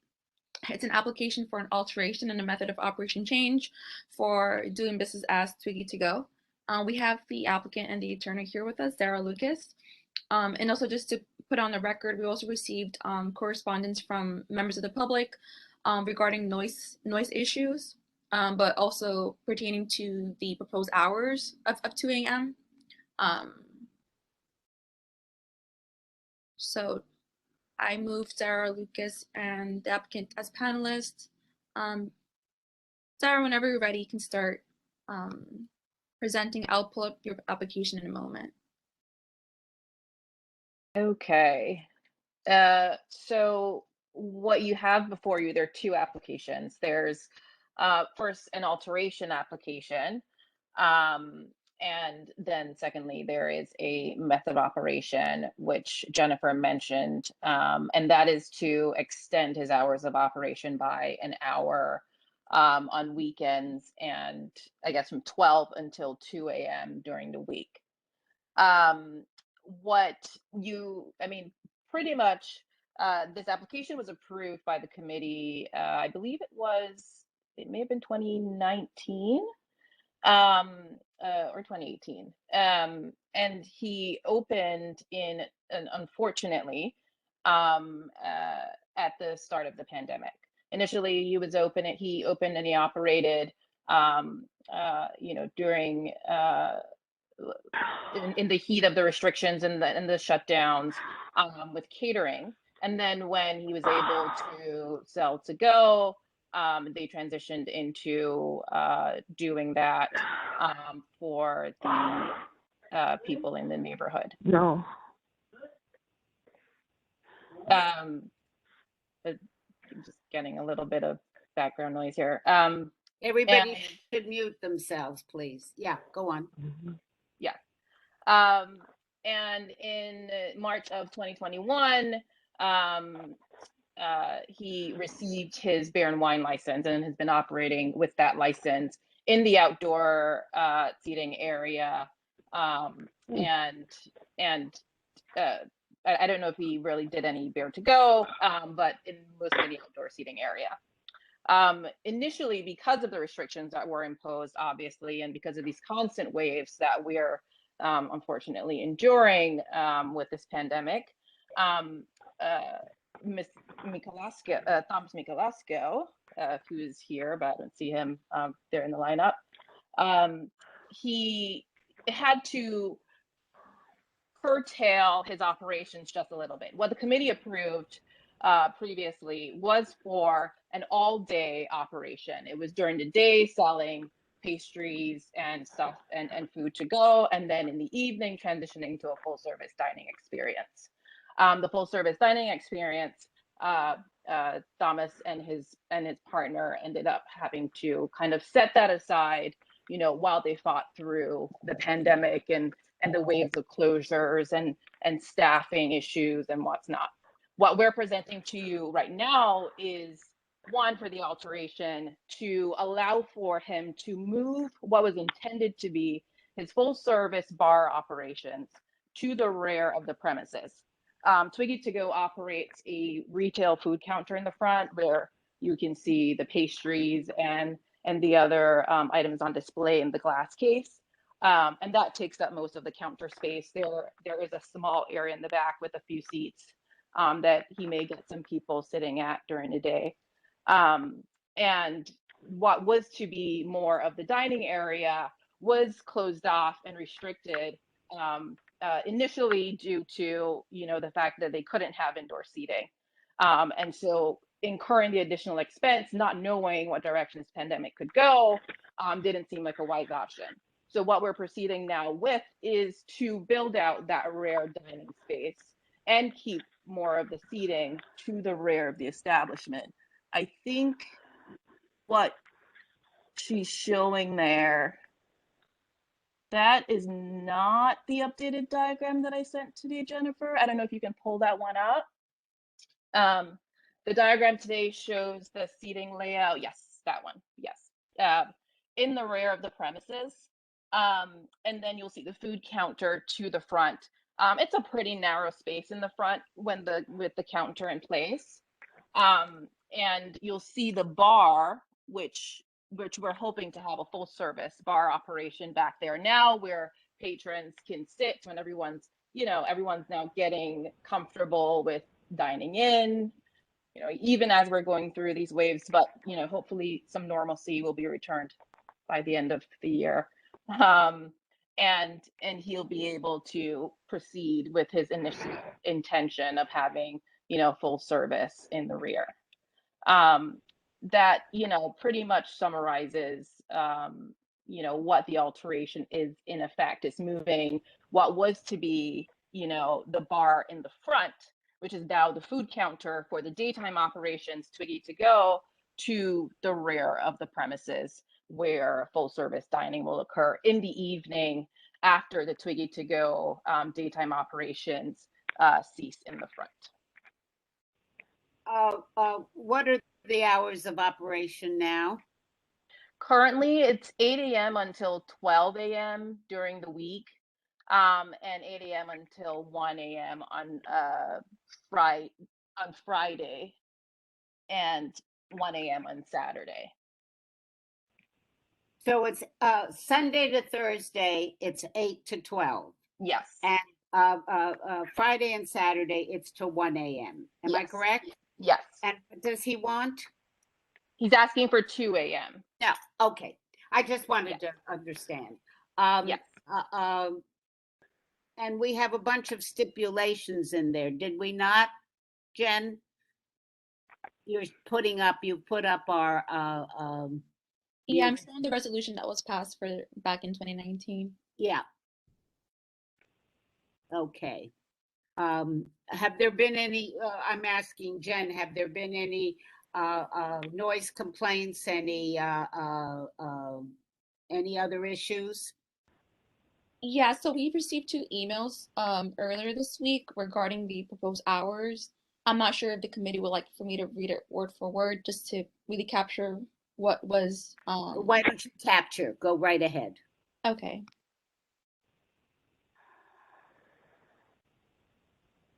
Just 1 second. Okay.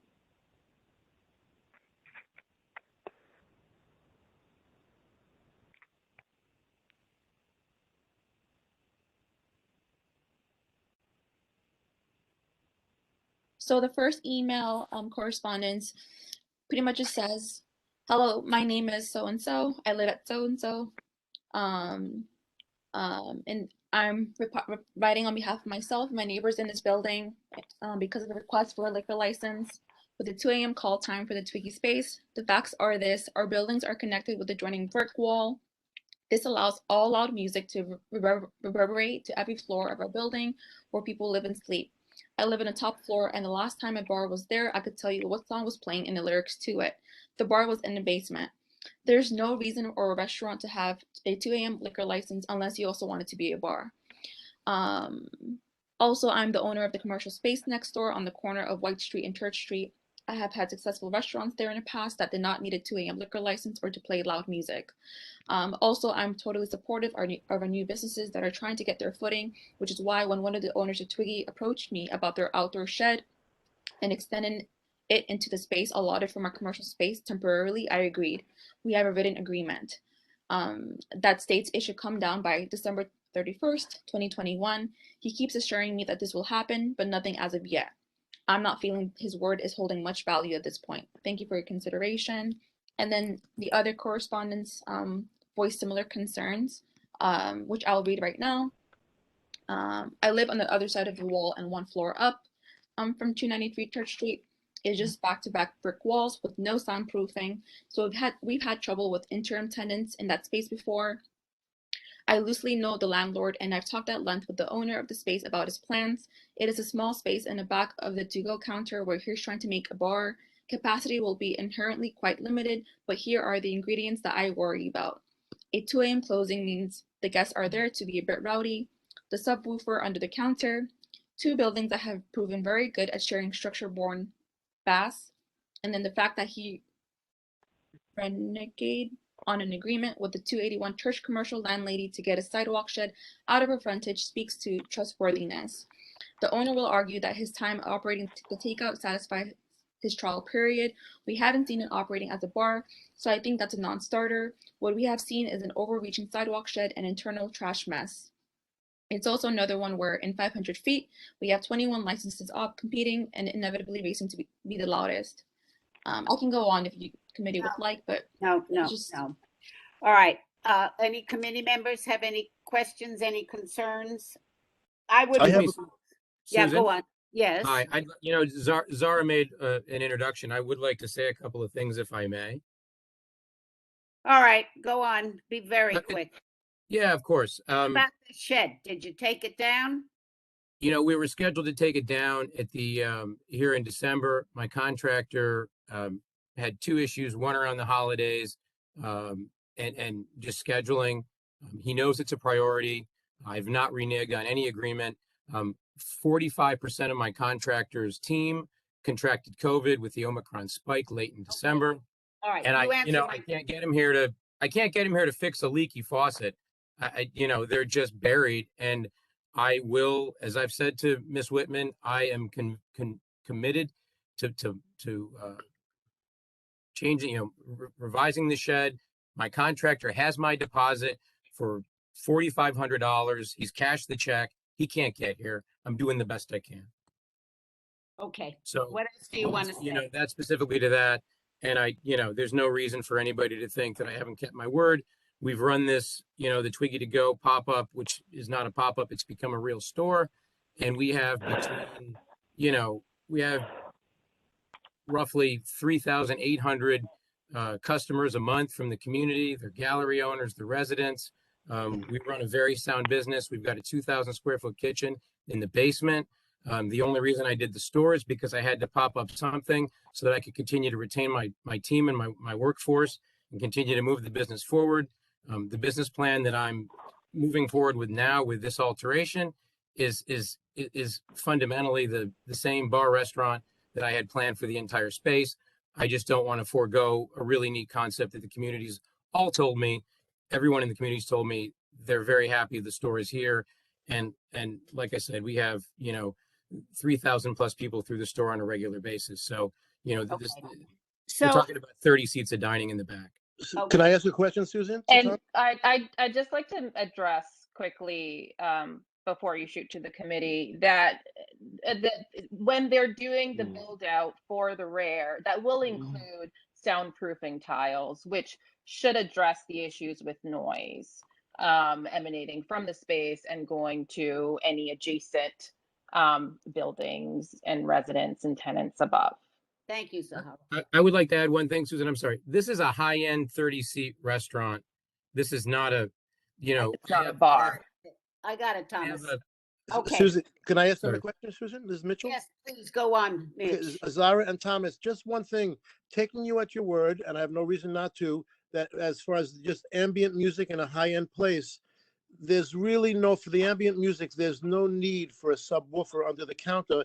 That seems to be one of the problems where the bass was like coming up to the walls of the neighbors. So would you be amenable to either mute or like permanently get rid of the subwoofer, or at least to have it, agree to have it off, because that will not affect the ambient music at all, taking you at your word. The subwoofer under the counter, Thomas, do you have that? I'm not sure what whether that was just, something, Thomas or a previous operation. No, I'm reading. Okay, I'm reading the letter that Alex wrote to Jen. So if that's an incorrect fact, it just says the subwoofer under the counter, and they complained about the bass being like coming up the wall. So is that true or not true? No. So let me be perfectly clear. When I spoke to Alex, a little bit's getting sort of mixed up here. Okay. I right now, for anybody that knows the space, knows that this was a space called Baked. I am using the same speakers that Baked had for the 5 years they operated the space. They're little speakers that provide ambient noise for a coffee shop. Okay. When I spoke to Alex, Alex called me, and I was very happy to explain to him everything that I've been through here. And we spent, 45 minutes on the phone. And I explained to him what our original sound system plan was for the bar restaurant. And at the end of the day, this is a high-end restaurant with a chef who's very well known in New York City over the last 30 years. And this is not anything as it relates to music other than ambient music. Is there a subwoofer there, Thomas? No. Okay, so Alex that's an incorrect fact on Alex's letter then. There's no subwoofer here. Okay, then fine. I take you at your word. I was just addressing that one thing. Well, we'll have something in our resolution about sound. Okay. So, committee, this is what I'm proposing, that we approve it, that with the stipulation, as Sahara said, that there will be acoustic improvements made in the back, and that I would not give them till 2 a.m. I would keep it at 1 a.m. Sorry, but until there's a proven track record, Thomas, I know you have X, but I'm loath to do that. That is my proposal. If I have a second, Bernard, talk quick. Second. Okay, Francis second, but Bernard still has his hand up. Maybe he doesn't want to have his hand up. Bernard? No, second. Okay, fine. So I'm going to call the question. Any rejections? Any recusals?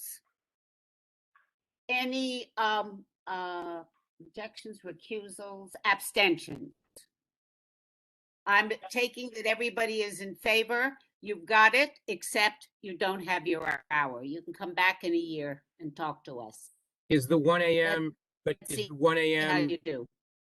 The 1 a.m. is for 7 Friday days? and Saturday. No. It's 12 a.m. Sunday to Thursday, and I'm giving you Sunday. Sunday, we, it's never me, it's the committee, and on Friday and Saturday till 1. Those are the hours. Thank you. You're welcome. All right, let's go.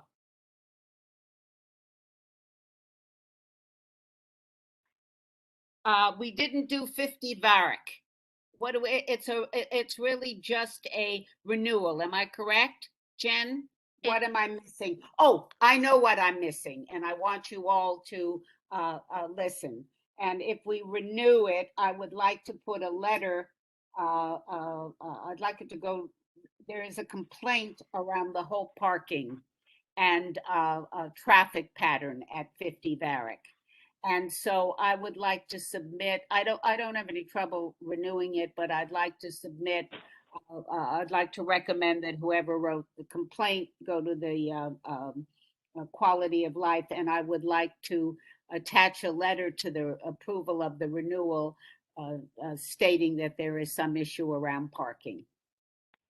Any questions? Jen, did I do it right? Yeah, that's pretty much what it was about. Yeah. Okay. And it's a renewal, am I correct? Yes. I don't think we need a resolution, but I think we will send a letter with it, okay? Around the parking and the issues around parking. Okay? All right. Next one. We have a bunch of renewals. I don't think there's any trouble with them. I don't know who's groaning. Please mute yourself, or Jen, mute whomever's groaning. I don't know who that is. I could groan myself, but I'm not going to. Sorry. Anything on the renewals? Any questions, Jen? Are we all right? Nothing points out controversial to me or that needs further comment unless anyone from the committee. Yeah, I think that's right. So we're going to the financial district. Am I correct? Correct. Yes. So the first item for FIDI is 33 VZ Street. So they're coming back to us because of just one representation that regarding the 500-foot ruling. So we asked them to come back just so they can discuss furthermore as to why that wasn't mentioned the first time it came around back in November. So we have the council here with us for that application, Karen Monteros, making her a panelist right now.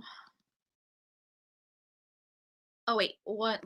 Hold on. Let me just go through the agenda again. Oh, Susan, my apologies. My apologies. We actually just skipped one important item, 200 Church Street. That was the Rothi application. So we have Andreas. Oh, yes. Oh, my goodness. Yes. All right, Andreas. Yes, if all of you remember, that's the Tribeca, what is it? Kitchen. Thank you, my dear. And there was some concern. We had had an issue on the operation, and the concern of the head of the board and the above the restaurant came to us, and there were all kinds of accusations. So you are here to speak, Andrea. Go for it. So this is Tom Garvin. My name's Andreas. I also have Massimo D'Angelo. The reason why I have him, he's an attorney. He's dealt with the history, with the issues with the prior tenant above, the prior resident above, who's no longer with us. I was very, just to put it frankly, very, very, very, very, I can't stress this enough, how much this knocked me off my rocker to hear that I was here last time. My dad and I, from 5 years old, have been in this community and have built up a very credible reputation of being extremely supportive of the community and doing everything but nothing wrong for 30 years. And I represented something only to hear that on December 8th, I was accused of lying in the prior hearing. So that's right, Andreas, and this is Massimo D'Angelo here. I'm a partner at Ackerman. Thank you to the community board. Thanks for everyone for listening and being here tonight.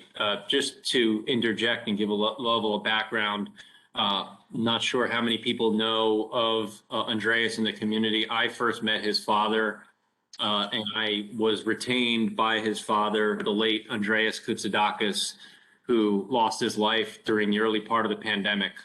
And Andreas, his son, is now taking the plight and bringing the torch forward. They are angels within the community. His father was, so is his son. Again, I met his father, and I was brought in on a litigation with the board, involving the board. Just a very, very brief back history story, because I think it's very important for purposes of consideration. So I was brought in when the board refused to permit a sidewalk cafe. We all know now, fast forward, sidewalk cafes are the thing in New York City, and for all restaurants for good reason.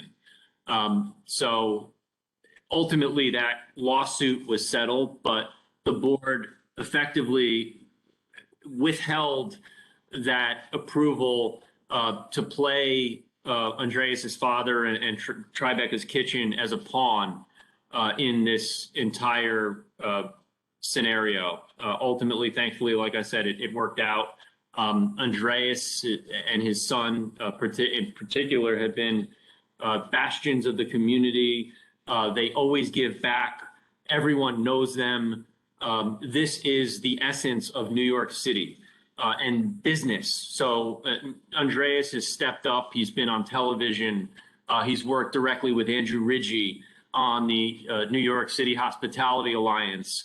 He has put forward, great objectives for businesses to help them succeed in this terrible time during this horrible, horrible pandemic, in which, unfortunately, all these restaurants, again, are succumbing to Omicron and are trying to make way. This is a family establishment. It's a family business that's been in his bloodline forever. And now we're here tonight. All complaints have always been addressed in timely fashion here. And therefore, we respectfully submit. And I'll let Andreas, give a few more words to the board. But we respectfully submit that the license and the application be approved. Well, okay, let me get to this because I want before Andreas talks. The real issue is around the acoustics, and the issue is the noise. And people complain to us again in the building that the noise came up, and they claimed that, Andreas, you didn't want to make any of the I'm just stating improvements that may have needed to be done around the acoustics. I don't know whether anybody's here from the board, because I can take your word and you can tell me. No, I don't want you to take my word. This is something I could not wait to get here today. I have put my life on the line, literally mine, my family's, my mother's, everything I've worked for and everything I haven't worked for to make this place succeed. And I didn't have to. I did it because when I was here in the summer of 2020 and I saw customers leaving notes on the door telling me, I miss you, Andy. Thank you for 30 years in this community. I knew I had to do this. And I did it. And I didn't have to, because I have a successful law firm that represents a bunch of Tribeca's kitchens and businesses all over the city and beyond. And I did it because I literally felt it in my heart. And so here I am. My dad put blood, sweat, and tears for 30 years in this community before Battery Park existed. And before the pandemic, we had a ton of issues with the woman upstairs. One woman. And as Massimo said, we were a pawn, just as many small businesses are. Who's the easiest pawn? The biggest tenant on the block? That's how I'm going to get to the landlord, who I need to fix something he should have fixed before I bought this apartment. And so I'm going to squeeze it, make this big commercial tenant very uncomfortable so that it can make the landlord uncomfortable and therefore resolve my problems. We dealt with that. Just because there was an exhaust issue, none of which was our problem, and we addressed it in court head on because we knew we weren't wrong, and it's resolved because we withdrew it, not because we settled it. Massimo, you mentioned settled as if we got something. No, we voluntarily withdrew our lawsuit against them because we no longer needed to get their approval for the sidewalk seating, because karma worked in my father's favor. And not only did we get our sidewalk seating back, but we got 4 times that seating back. And not only did we get that seating back, but we've done everything my father did and 10 times more. And here we are, and I'm being squeezed again and accused. This is why I'm so upset today. I am very upset, and I want the community to know this because I deserve to share this.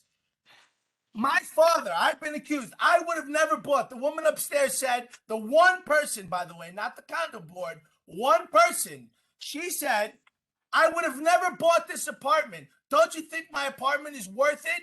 I would have never bought it if I knew there was a restaurant downstairs. You need to prove yourself to me. Excuse me? My family's been here for 30 years. I never said And thank you for that. And Ms. Cole, made a very, I think, important question. And I'm sorry if I didn't explain it in my opening, but that's exactly right. The pawn issue that I'm talking about here is the fact that the board was involved in a direct litigation with the owner landlord of the building for construction defects. Okay. And that's why Andreas and his family had been a pawn in this, because the board could not pursue the owner properly for these construction defects and therefore improperly withheld consent for a sidewalk cafe. So this is acrimony. They had approved it the original time. My point here, Susan, and please. Susan, please, I need to let this out because I'm not going to sleep for another 3 weeks. I'm going to cry how much I believe in this, okay? When someone says you lied and so I didn't show up for December 8th, we appeared November 10th, and you asked me, you and a bunch of other people, did you communicate with the condo board? I said, I didn't expect to be on the November 8th hearing. I thought I'd be on the December one because I only submitted it a week and a half ago, and usually you need 30 days. But I've tried, it just hasn't been long enough. And we left off where I was told, reach out to them. And I did. And on November 22nd, I had an hour and a half Zoom video conference with Tom, my general manager, and everyone on the board, and no one complained except the one person, Diana Purcell upstairs, and one other person who used, again, the pawn strategy. Oh, but wait, we used to have some fan issues, which are controlled and completely regulated, totally different conversation. My dad went above and beyond. And so we left the conversation. Diane and everyone else, I'm here to do whatever you need me to do. I actually wish I had business for you to complain about.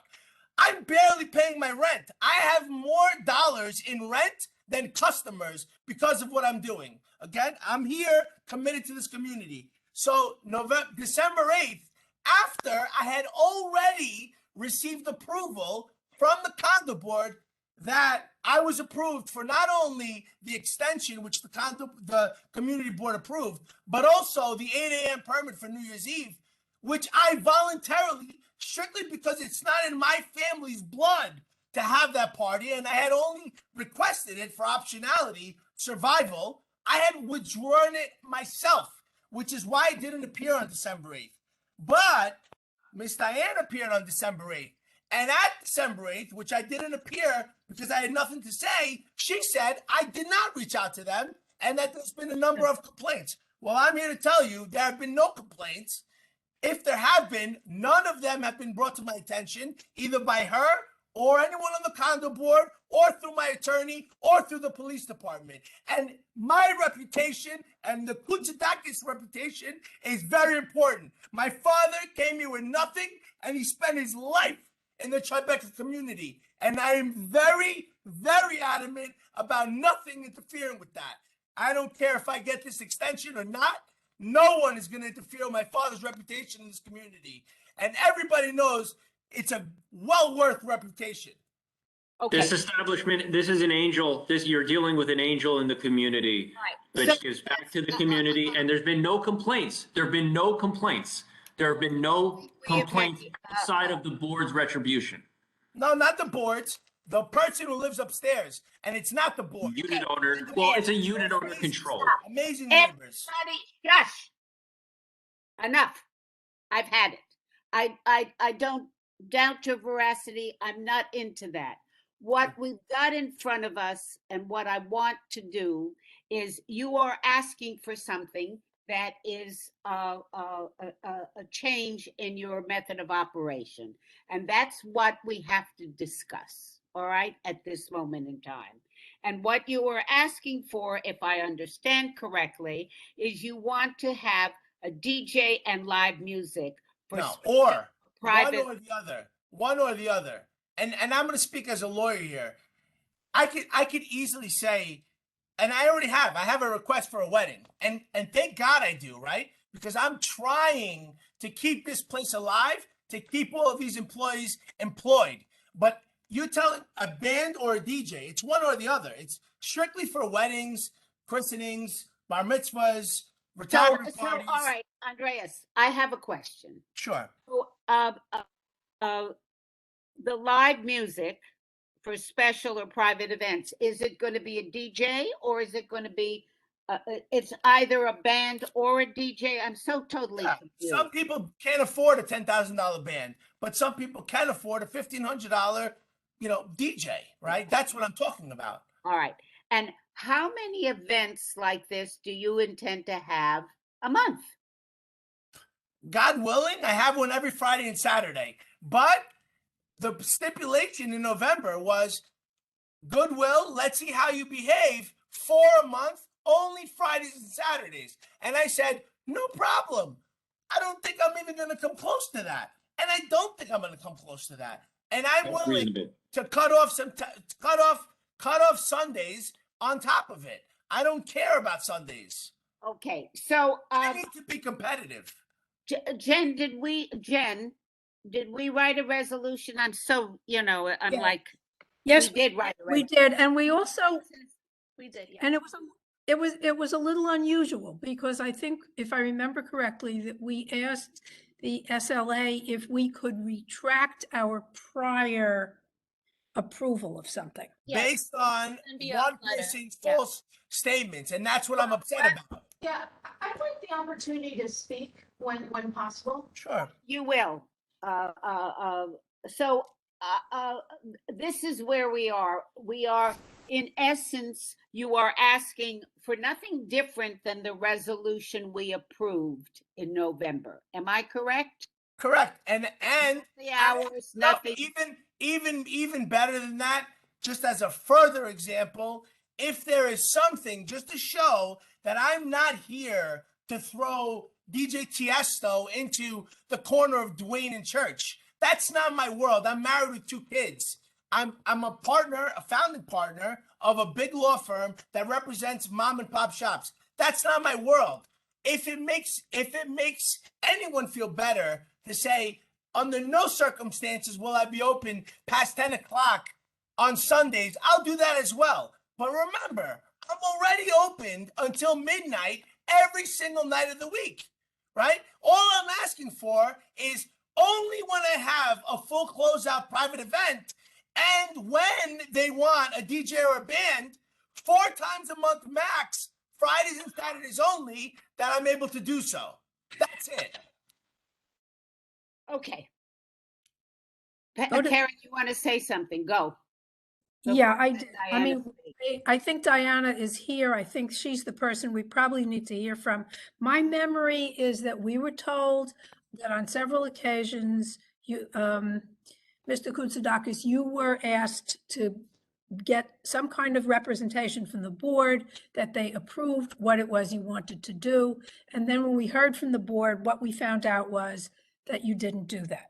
And I need to respond to that because wait a minute. There's a technical answer to that. No, you let me finish. Okay, go ahead. And we were very upset because it appeared to us that you had misrepresented basic facts to us, and that's unacceptable. So that's how things got to be where they were. And that's why we need to correct the record, because Andreas wasn't here to speak up for his rights. Had he been here, you would have heard directly from him. And you would have heard that what this one person is suggesting is fallacious, and it's not true. So let's hear from Diana. The board member was actually on the call. Hillary spoke for herself. She had Andreas is on mute. Andreas, you're on mute. She had said, Andreas, listen, Diana, I'm going to let you speak in a minute. I just want everybody to please don't shout. Don't scream. There is no need. Everybody can talk at a reasonable level because it's late. It's 8:15. I want to get through all of this. We want to do the best we can by everybody. Diana, you have a couple of minutes. Please speak and go forward. Thank you, I appreciate it. I was told about the live DJ music after the fact. Hillary, the board president, informed me that she was told that there was a meeting about this after the fact.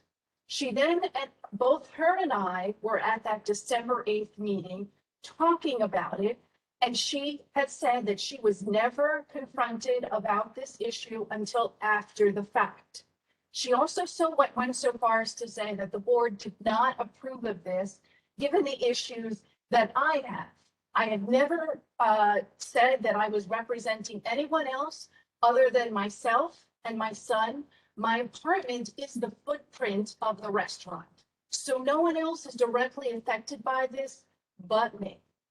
And so as far as noise complaints, I have complained 6 times with 311 complaints in the last 2 months. I forwarded that on to Jennifer, so she has that.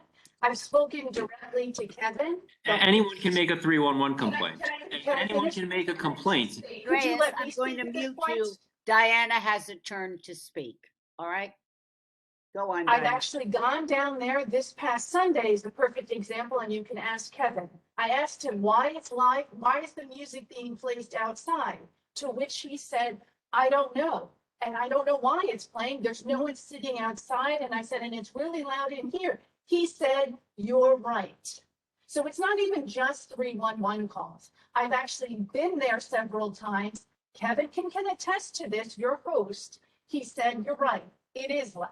So again, there are 6 instances. I have records. I've sent it to Jennifer on the fact of me having to make complaints. And this is not even including the possibility of live DJ music. Another issue is my son. He's studying for midterms. Friday, these complaints have all been during the day. I've tried to be much more flexible at night because I do want Andreas to be successful. It's good for the community. My complaints are during the day. Why do I have to hear music starting at 8:30 in the morning? It's to me unacceptable. On a Friday at 2 o'clock when my son is studying for midterms, why does he have to hear the banging? Now, the one time that I have had live DJ music, which was on November 13th, the music was so loud, the floors were vibrating. I spoke to Kevin again. He said, you're right. He's like, this is going to be a one-time thing. Just please be understanding. It should be over by 10 o'clock. Lo and behold, it didn't end until 12 o'clock. And then following that, they were moving furniture around and all this around because obviously they moved it beforehand and now they had to move it back. So all the noise went on till 1 in the morning. Okay. Diana? May we be heard on this because we need to correct the record. And I would. No, I do not want to hear at the moment. Well, we need to correct the record because what she said, first of all, number one, she's conceded that there's no issue at night. Okay, during the hours. No. During the hours that we're seeking. Please, Massimo, listen, stop. I want you all to stop. We've heard it. Diana was very clear. I can't hear you. And Jen has muted you both. And Diana, stop. Everybody. Massimo, I'm not going to, I can't hear you. So stop talking, please. I heard what Diana said. I understand what you're saying. I no longer tonight can be Solomon. I need my committee to tell me what they would like to do, because I feel that there is a problem. Certainly during the day, there should not be this. And I think on Sundays, we should curtail the hours till at least 10, and that's it based on Andreas. I think that those are the things that strike me. But I'm not going to give them their license. And we had told him 4 times a month for his parties, and we can still account for that and see. And if they increase, he'll come back. I want to know the rest of my committee. Francis, Mark, I need you to speak up. I'm Sorry. Pat, I Francis, didn't right, understand Pat, why there was. Francis, go, and then I'll call Pat. Francis. I'm not sure. And I'll go while you're thinking, Francis. First of all, I don't understand why there's music at 8:30 in the morning. That's number one. Number two, I'll call on you, Andres. And number two, do we have, so Diana, you've made all these complaints, the 311 complaints that you sent to our office. Have other residents in the building called 311 and complained? Do we have a history? My footprint is the only one that's right above. I am the only one who's directly above the restaurant. No one else is. So no, it doesn't, so you're the only person who's disturbed by That's any right. noise Because from none the of the other restaurant. ones are impacted. The closest apartment next to me is above like a Taylor. So they get insulated from that other establishment. All right, well, I still want to find out why there was noise at 8:30, if that's been corrected, while there's noise at 2 o'clock in the afternoon. Because yes, there are residents who live in the building, and Diana says she is the only other one, but I'm sure, that needs to be taken care of and corrected. Anybody? Susan, Yes. Susan, it's Megan. I'm sorry, I don't have my Please, hand. I please, can't find the please, hand go raised right, thing. go for it. Is music the issue? Is that the issue? And music during the day, in which case can we just stipulate no music to a certain time and then also stipulate, as far as soundproofing and whatnot? Is this a music issue? It is music, and that's the issue, though. As I mentioned, I'm trying to be considerate, and I mean, I understand they're trying to run a business, right? So I haven't complained at night, other than that one time when they did have loud music, because it was just, it was.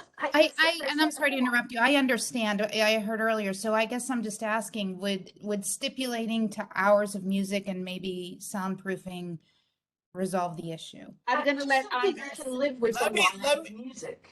Can I answer this? Because my father has been here since 2013, and we've spent $100,000 on soundproofing, suspended springs, suspended ceilings, and a million other things since we originally opened the store. Not because we needed to, but because the above resident wanted it. Now, we cannot operate with a moving target.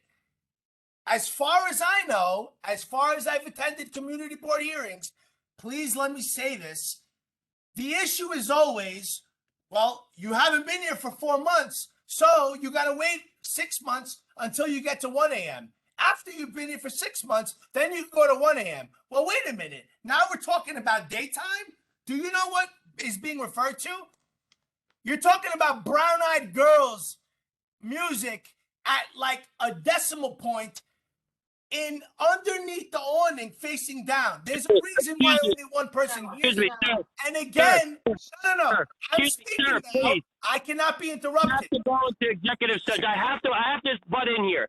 We've heard what you said. We'll come back to you. We need to allow the committee members to speak without interruption.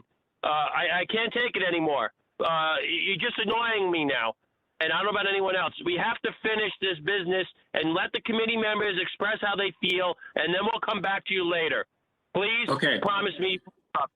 Thank you. And Andreas just wanted to make the point. I mean, we have one person here, right? I got it.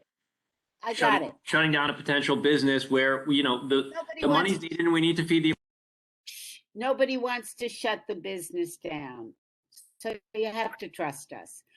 I think that, we have the resolution. We gave you till 12 a.m. I have a question for Jen.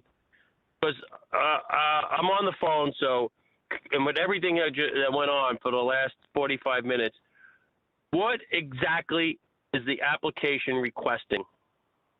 So they're requesting for the method of operation change encompasses a couple of things.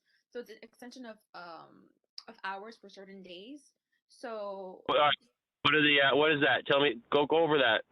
So back in November, we revoked our approval of their method of operation change to extend their closing hours to 1 a.m. on Fridays and Saturdays, and as well as the approval of them holding special events 4 times a month. Okay. Both, And the method, 1 the a.m. was current only for special events. operation. I just want to be clear. The 1 a.m. was only for special events. We don't want it. Cut him off. Cut him off. Cut him off, or I'm voting no automatically. Jen, stop, Andreas. Everybody's screaming. I can't. It's enough. So what is their current method of operation? What, Mark? Current method of operation. The bar or a restaurant? It's a restaurant, if I understand correctly. And It's a restaurant. I live across the street. It's the Tribeca a restaurant at 2. It's actually Marathi now. It's a Greek. It's a high-end Greek restaurant. They have snails. I mean, a great menu of Greek food. All right. You know what? That's it for me. Whatever you come up with, I'm voting no on. I can't take the interruptions anymore. I'm trying to get some information to help, and I keep getting interrupted. I'm finished with this. Listen, Mark, this is what they want. Stop. I need your vote, so don't do that. Listen to me, everybody. I think that he was asking for Friday to Saturday till 1 a.m.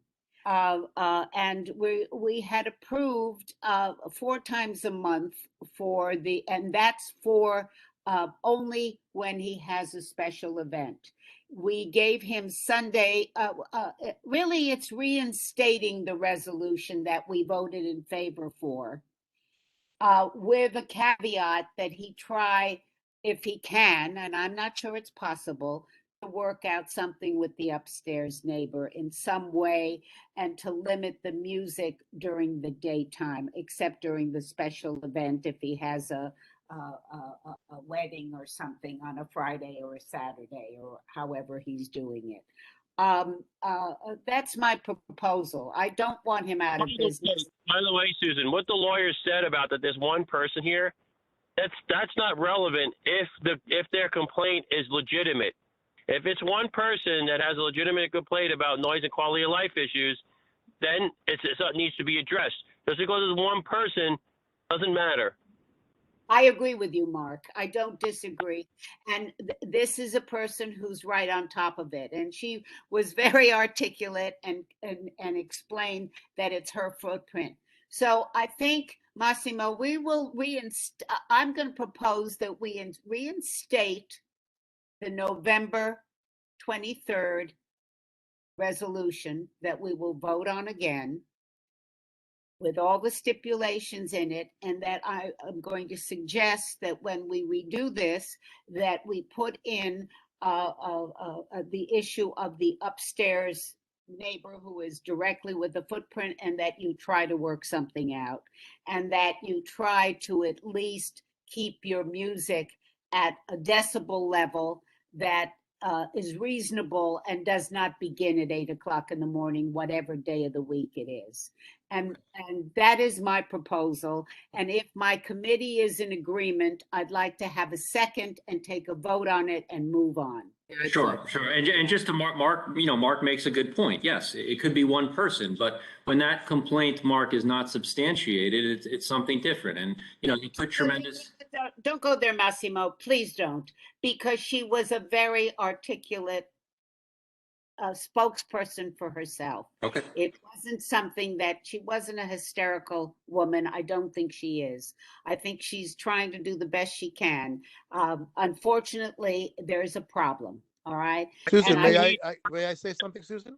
Yes, Mitch, Susan, we need more of a commitment from the applicant to work with this person, other than just asking them to try. Because the attitudes that I see, I don't see them that they're going to try. That's my personal opinion. But I think we need more of a guarantee. I will 150 million% try and work as much as I've ever done and as much as I've never done to make this happen. Nothing in my blood or in my family or history is anything different. 150% I will. They have to come and try. 150%. Okay, everybody stop. So in the resolution, Mark, Mitch, just give me a minute because I'd like to get this. I'd like to get out of here in a half an hour. Okay, that's my goal. So listen, the point being that in the resolution, we're going to state that the owner, Mark, has agreed to work with the tenant to try to resolve the noise issue and has agreed also not to put on music in the early morning hours, et cetera, et cetera. We would include that in our resolution and go forward with the hours and the times. I'm not going to change anything, and let's see where we are. Is it vibrations also, or just noise? Is it also vibrations? It seems to be noise, but I gather Diana says sometimes there's vibration, but they have to work it out. Include that language. The Why is there vibrations if there are no speakers up at the roof? There are none, and I will keep the third floor.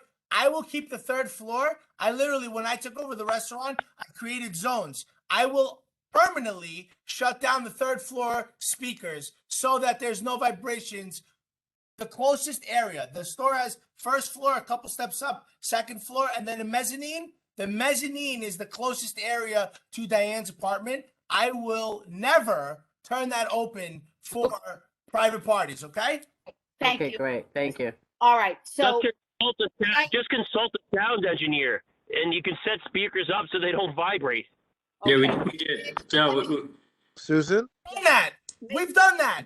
We haven't done that in quite some time. Everybody stop. It's been years. Susan, can I say my one thing? Yeah. What might help, I mean, I'm assuming that just putting that background noise, like, so whatever they do, as long as it qualifies as the background, that should satisfy everything. So if you have that in there, that could be a win-win for everything. I got you. We will put that in there, Mitch. I understand. Okay. All right, everybody, I would like to call the question. Someone we know what we're going to do. We know how we're going to proceed. I'll second it. Okay. So any recusals? Any no's? Any rejections? No, I don't mean rejections. I mean, what do I mean? Abstentions. Abstentions. Thank you very much. No. All right. It's going to pass. Andreas? I abstain. Okay, Mark, that's what I meant to say. Mark abstained. Okay. And I do also. I do also. Fine. So we have 2 abstentions. You've got the committee. Andreas, go to work. I will let you down. I will never let the community down or Diane. All right, good. Bye. Got this on tape now. No problem. Put me on tape all you want. I love this community. Bye. Okay. Jen, let's keep moving on because I'm going to lose my mind very shortly. thank you, everybody. It was great to see you guys in action. You do wonderful work for the community. Thank you. Kumbaya. Yeah. All right. Is there anything else we have to worry about? 94 Greenwich is application for a liquor license. My question on that, I read that place had closed. Or was it a temporary closure? Racine's. It just reopened again. This is Chambers Street? Yeah, 94 Chambers. Yeah. It's reopening again. It reopened. Okay. Okay. So it's a renewal. So all the rest are renewals there. And we haven't had any complaints. Let's go to the financial district and see if we can get through this. Yeah, so the next item's for 33 VZ. We have the council here with us. Karen, is there anyone else I should move up to panelists? Okay, but tell us, Jen, tell everybody, because everybody's fatoutsed at this moment in time. Yeah, so we just asked them to come back because when they initially came to us in November, they didn't present the 500-foot ruling component that they're actually indeed subject to the 500-foot ruling. So we asked them to come back just so that they can further discuss as to why that wasn't mentioned the first time around. We did approve of them for a liquor license back in November. They just forgot that portion of their application. They didn't include that. They didn't mention that. So as a result, we asked them to come back. Okay. So my question to the person who you've unmuted, answer it in 2 minutes or less. Why didn't you tell us? We made a mistake in our lamp and we actually visually walked around. We thought there were 2 and we had our managers walk around. My manager's here right now. And then when I went to prepare my application, I reran it and we kept coming up with different numbers. So then we took all the reports that had the different numbers and we physically walked around and measured every single area that was within close, and we came up with 5. So then we contacted Jen, let her know the situation, and then she arranged for us to come back. We've reposted and repetitioned also. Thank you and good night. Thank you so much. Okay. All right. Next. Let's keep going. Awesome. Okay, so the next 2 items, correct me, Maston, if I'm mistaken, are represented by the same attorney. So, but the next items for 1 Broadway for Aramark Services, and the council's here with us tonight. I'm making them panelists right now. And What's what the is address? Broadway?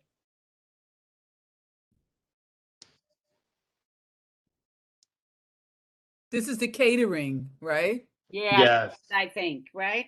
Broadway and what? So you are going to do catering in the location, or you take prepping food there and taking it out? No, catering at the location. Okay, and it's Yeah. between it's on the 8th and the 11th floors of that place, built battery Yep. place. Okay. Yep, that's correct. All right. Unless somebody has some grave or some question, I think it's fine. Go through it. I've read it. I think it's okay. I read it as well. Okay. I know. I'm going to take, can I have, I'm going to call, let's call the question and. Call the question. Call the question, yeah. One I'll second, second please. it. Yeah, it's only going till 5 o'clock. It's very simple. Yeah. So thank you for coming and sitting through all of this. Sure. Any recusals, any abstentions, any noes? The motion carries, dearie. Goodbye. Well, thank you so much, but I do have one more. Yes, I know. Come on, come on. Thank you very much. So this is, and hopefully this is as simple, because it's basically a transfer for a hotel license, an existing hotel license. Really, the owner is the only thing that's changing. Method of operation remains the same. Of course, there's going to be renovations, to update, but as far as the method of operation, number of bars and things like that, that all remains the same. This is What's the address? The Radisson? This is 75 Wall Street, and this is the Wall and Water Lounge. It was a different. We sent in an updated 30-day notice to change the name, but that was the only change. It is on the north side of the street, below, east of Church. Is that where this is? I'm joined here. I apologize, by David Cohen. He is the manager, general manager. If Jennifer, you could. There he is. Oh, can you hear me? Yeah, we can. Okay, thank you, Susan and the board and everyone else. It's been a very interesting watching. You guys are so thorough and detailed, very appreciative. This is was the Ondi's Hyatt Wall Street Hotel. It has been renamed to the Hyatt Centric, just a brand change name. The restaurants, which is Wall and Water, will be reopening on the same. This is on 75 Water Street. The main entrance to the hotel is on Water Street between Pine and Wall Street. That big brick building all the way through. Yeah. So we're just renovating, making it's an upscale property. I hope everybody will get a chance to come by and see it. We are tentatively, planning to open up at the end of this month. And the food will be great, and the atmosphere will be wonderful, and nothing else. Restrictions. We wrote a resolution, if I remember correctly. Did we not, Jen, for this place? We did. And we were very clear about the roof. There were a number of issues around this. I'm not imagining this. Am I correct? I can't recall, but I can try looking up the resolution. Well, whatever we wrote, we were pretty strict about it. Is this where they were going to have a conference room on the roof? And it had glass doors that opened up? No, they're No, that's a different one. No, that's in the Greenwich Street. That's a new. I believe that's a new hotel opening. It's different from this one. Yeah, This this is one's this is a different hotel. There's two other hotels, the Wall Street Hotel and the Indigo. That's down from us, adjacent. It's not us. We have the same restaurant and same bar as it was before. We haven't added anything else in. Okay. All right. No rooftop? No, we don't have a rooftop, but we don't have a rooftop. There's the condos are above us. Yeah, I know the property. It's 75 Water Street. You are talking about a restaurant, and then you have a courtyard, right? Next to it. There's a courtyard between the garage and the building. Yeah. And outside, that's public space. And then we have on the main floor is the bar, and the second floor of the hotel is the restaurant, and it's in the same place it was before. And it's even the names are everything stays the same. Okay. All right. Any other questions from my committee? If there are no, can somebody call the question? Yes. Karen has a question. If you add up the number of seats, you get 108. So I'm just asking whether or not this is subject to any of the large venue considerations. Well, no, it's been the same. I don't think it changes from what it was, because we didn't add any more seats or take away any seats. It's the exact same number it was before. I think it's what it was, Karen. I'm gonna. Yeah, I mean, we haven't, other than renovating and decorating, that's about all that's been done. I'll look. Right. I will check. Jen and I will go over the resolution, Karen. It's a point well taken. Okay, I take it and we'll look at it. All right. Okay. And if there's something that the only other thing I wanted to add is that since there are residents above, that the owner of the restaurant makes sure that there are not people outside smoking, talking loud, being a nuisance. I think we'll put that in the resolution, but we'll make sure it's in the revised again. All right, Jen? Sorry, I have one question, Susan. I'm actually confused. Could I ask Mastin the question? Oh, please. Is this a renewal of liquor license or a new application? Because it came in as a renewal, but then on the 30-day notice, it's circled in as a new application. So I'm just. See, I thought it was a renewal. So you tell me. No, so this is a renewal application, but it's sort of akin to, and I noticed that, Jen, a transfer, because this is really an owner is being.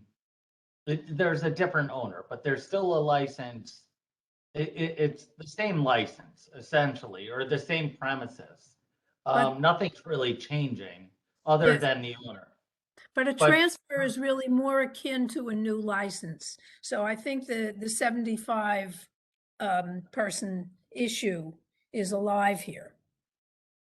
Well, so you're right. I mean, so the SLA doesn't really recognize. I mean, they reference transfer, but in each case, when there's a transfer, it's a new license, right? Because you can't actually transfer a license. Correct. And particularly in a case where you replace an owner, you have to file a new license. Whereas if you replaced, say, an F&B manager, you could file an endorsement. But the SLA, when you replace an owner, requires a new license. So that's how it was. And when I looked on the committee agenda, and if you'll just bear with me here to pull it up, when I looked at it, because I wanted to, I reviewed beforehand, it says transfer of wine and beer or liquor licenses. So I didn't reach out to Jen and say, and that's kind of what this is. I mean, really, if you get really technical, a transfer requires the sale of some sort of asset. And it could be a fixture, it could be the liquor inventory or things like that. But because it was staying the same for all intents and purposes, I thought it was correct to be a transfer. Well, it is, but it isn't. Well, I guess Karen's question is still alive in terms of, so. because it was 75 and now it's how many? 100? There's more 108, she It's counted. 25 more. So we would have to put in the stipulations for the large venue, which Karen is asking. And I think this is viewed, the resolution, we would look at the old and propose the new with the large venue and check But for the hours. Is the applicant aware of what the large venue stipulations are? Yeah. I don't think he is. We'll send it to him. So, you know, I understand There's nothing onerous, really. It's that you know, if you're having an event, you check your traffic pattern. I don't think that, you know, the hotel, that you provide security. It's none of that you're not going to do, I don't think. But that will be part of the stipulation. Right. That would be fine. Okay. It's not onerous. You're not going to fall apart. I would just ask what the delivery hours are, and to also clarify what kind of live music are they intending to play? Oh, are they having live music? They are. So what kind of live music would you be playing? The only live music that would be in the hotel would be a piano player potentially. That's about it. Fine. And I'm not anticipating anything else at this time. But it would not be anything of any loud nature whatsoever because I personally am not into that myself, so it's okay. Yeah, but you might rent it out to somebody, the space. Yeah, but you have to be respectful of everything. We have guests in the hotel. You would never do that to guests ever. All right. As long as it keep the background music thing in there, and it shouldn't bother anybody then. Yeah. Yeah, it'll be in it. And it's the traffic pattern if you have an event or something that you have to be apprised of and some security. Yeah, we'll have 24-hour security anyway at the hotel as always, and we would definitely, you know, signage and traffic patterns are monitored, all respecting the neighborhood and the guests of the hotel. All right. Okay. What are the hours? Okay.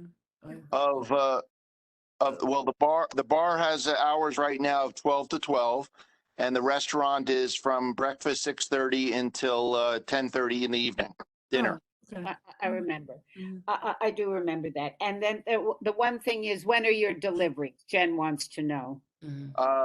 Most deliveries come in somewhere between 7 a.m. and probably 12 noon at the latest. Those are just food and beverage deliveries. Okay. All right. Okay. Okay. Can I call the question? Call the question. Second. Okay. Thank you. Recusals? Noes? Abstentions. Thank you very much. Tonight is really all in favor. We're taking it in favor. Go. Goodbye. Thank you. All right. Thank you all. See you at the hotel sometime soon, I hope. Well, you never know. All right. Take care, everyone. Don't worry. Thank you, Aston. Thank you, members. Bye-bye. Thank you, members. All right, Jen, what's next? Okay, and then the next item is for 94 Greenwich Street. I'm trying to look at who is here. What's the cross street?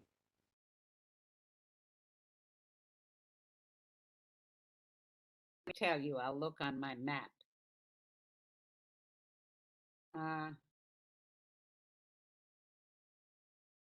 Was that a pizzeria? Yeah. Yeah. That's nothing. I think that's right.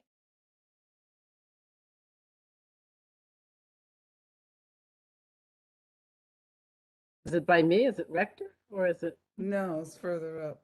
It's further down. Oh. Yeah, is it? It's by the parking garage. Yeah. That But big no, building. it's by Rector Street, I think. It's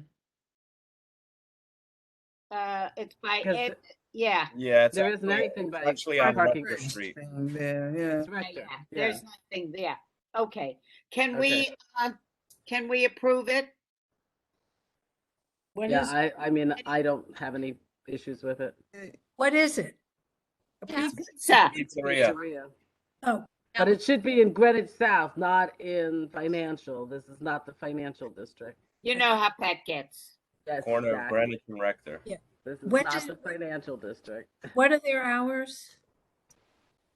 We close at 11 p.m. Monday through Wednesday, and then Thursday through Saturday we stay open until midnight. Mm. Sunday's closed as of now. Yeah. Right. what they Close have. on Sunday. I remember that. All right. So I'm taking it as approved and we'll move on. Thank you very do have much. Delivery? Do you have delivery? Yes, we deliver. No, not. I thought you were asking when are the deliveries? Oh, when are the deliveries? Yeah. Oh, when- no. Well, no, I wasn't. I was asking if they delivered. Yeah. I'm sure The they say they question deliver. is, yeah. But when will your deliveries be? Our deliveries, we start at noon and we finish about 10 p.m. At night deliveries? No, the In the day. Oh, we're talking two deliveries. When do your like when supplies- vendors? Yeah, they're usually in the morning, like probably the latest 12 p.m. Noon.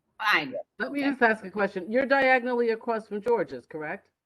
Yeah, we're like, but in on Rector Street though. We're Right, on Rector. across the street from Waddle Cafe. Yes. Yeah. Okay.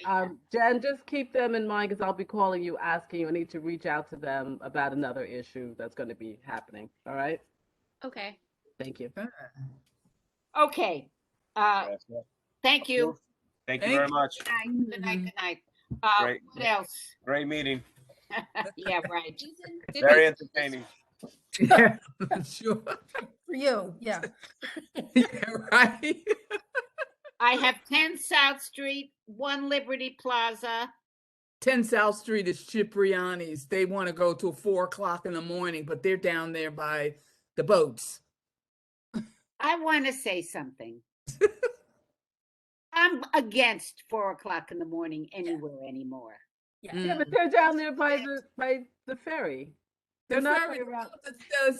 the South Street ferry. They're not around anybody. Ferry, over there on the water. But you know what? No, I hear you, Susan, because we were complaining about the boats on the water and the noise and the music and how it carries. So there are people living across the street, in condos or whatever. And also, they should be keeping their noise inside. It's not like boats. Probably will be because that big place. The only thing that They they don't have to worry about do is traffic. create traffic. Why? There's nothing there. That's the right off. Right, but there's nothing there. Yeah. But cars coming around. The music doesn't go outside the building. That building is like a vault. Yeah. Yeah. It's Yeah. on top of the what is it? The Governor Island Ferry. The outdoor traffic Well, or next foot- door to I it. want to tell you something, everybody. So I want you just to hear very carefully. What happens is they don't control their population. And when the people leave and don't go back on the ferry, they come and sit in parks and scream on the street and carry on. And people who live here, I know it from Stone Street, and we work with the owners. I'm willing to give it to them because if they screw up, No, I don't think it's going to be. That area is really. No, that club is members only. I check it out. Yeah, it's a members only, right? Exactly. Yeah. Things I And know the membership is quite expensive, so I don't think. Yeah, I think it's okay. I agree with you. Let's Susan, give it to, but I'm against clubs. Just know that. That's my new thing. No, that one is their membership is not cheap. I don't think will have too many members. But since we're giving them like 4:00, that they are responsible for making sure that their patrons, that the area is clear. That they have to. Their have patrons security. don't go marauding down the street. Yes. Yeah. Okay. All right. Any Marauding against? down the street. Susan, can you hear me? Yeah. So just before we move on to this item, I just want to double check. Did we vote on 94 Greenwich? Yeah, we approved it. It was Okay. everybody approved. Okay. No abstentions, rejections, nothing. Okay, for 10 South Street, they're not here anyway, so they would have to come till next month. Good. Goodbye. Let's go to the next one. The next one actually is 52 William. not One Liberty Plaza. One Liberty Plaza is just an update. They were able to file their renewal with the SLA, and at the moment, the SLA is processing the renewal. So that's just an update for the committee to know. Yeah. 52 William, we invited them to come in because their license had expired because of the pandemic. They were closed out. So we asked that the council and or applicant be here tonight to just sort of explain what happened before we issue an approval to the SLA. And we have Stacy Weiss here, who's the council. Okay, go to it.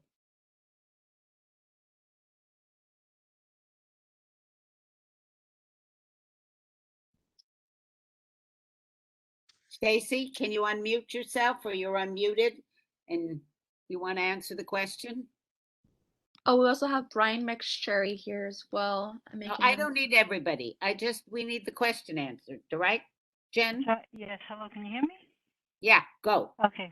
Yeah, I'm Stacy Weiss. I'm the council. So what happened was, it's a hotel, and when COVID hit, they did not renew the license, and so at the end of this month, it's to go over a year, and we need to get the license renewed before it goes over a year. And we're coming now because they're going to reopen the hotel completely. And right now it's partially closed. The restaurant is closed right now. So they're going to renovate the restaurant and fix the hotel up, and they want to get the license back up and running. The restaurant back up and running fully. And so we need to get the license renewed before the end of the month. Otherwise, they have to start over again. Well, I don't mind renewing the license, but you will have to come back to us. What are the stipulations in the license? Do we know, Jen? Do we have it? I'm not going to change anything as far as the operation of the restaurant. It's going to stay the same operation. Okay. Nothing's changing. Yeah, they're not going to change anything. Everything's staying the same. It's just that they're going to, clean it up. As far as when I say renovate, I mean I'm just clean it up. It's been closed for since pretty much. I think it's fine, everyone. I know where it is. I don't think it's an issue. Yeah. And so I was hoping that now what happened was I put the notice in at the end of December, and I'm hoping that if it's possible, if I can get a waiver of the rest of the 30 days. We put it in December 23rd, which means I can't put the application in for the renewal until January 23rd. Cuts it kind of close for us. So I'm hoping if we can get a waiver from now, which would be give us an extra week to get the application in. Because if we go past January 31st, they're going to the license completely, and they have to start over again. And we would hate for that to happen. Well, I would hate for it to happen, but our big meeting is when, Jen?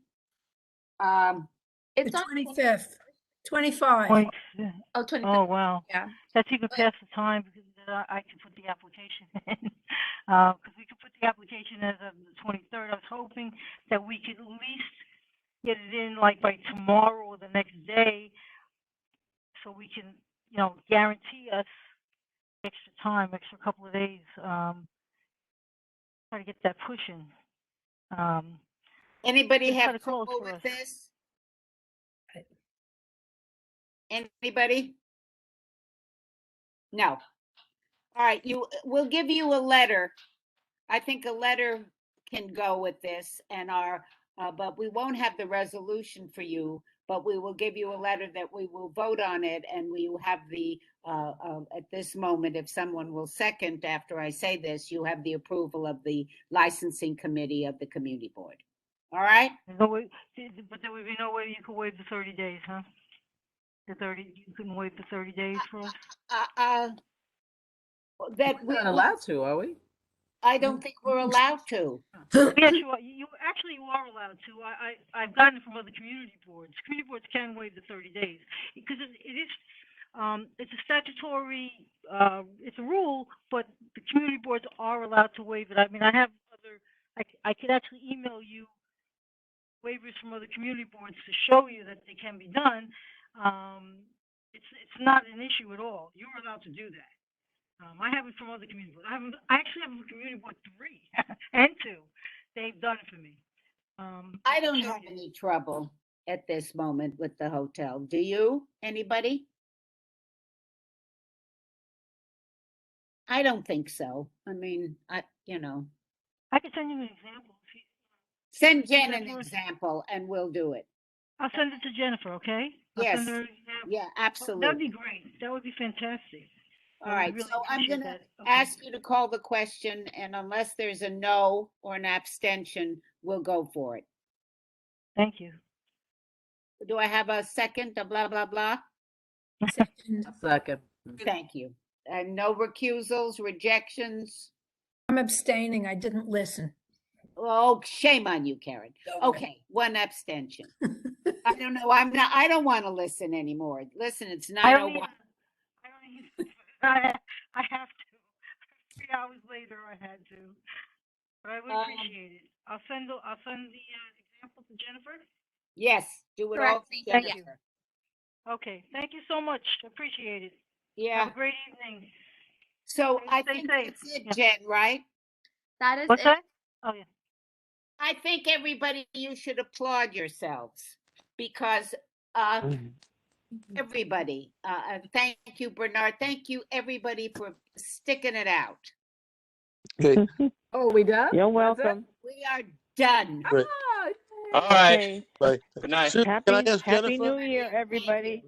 Susan, can I ask Jennifer a technical question? Always. Susan, can I ask Jennifer a technical question as everybody gets off? Sure. I'll stop the recording now then. And then you can ask Okay. your question. Good night, everyone. Good night.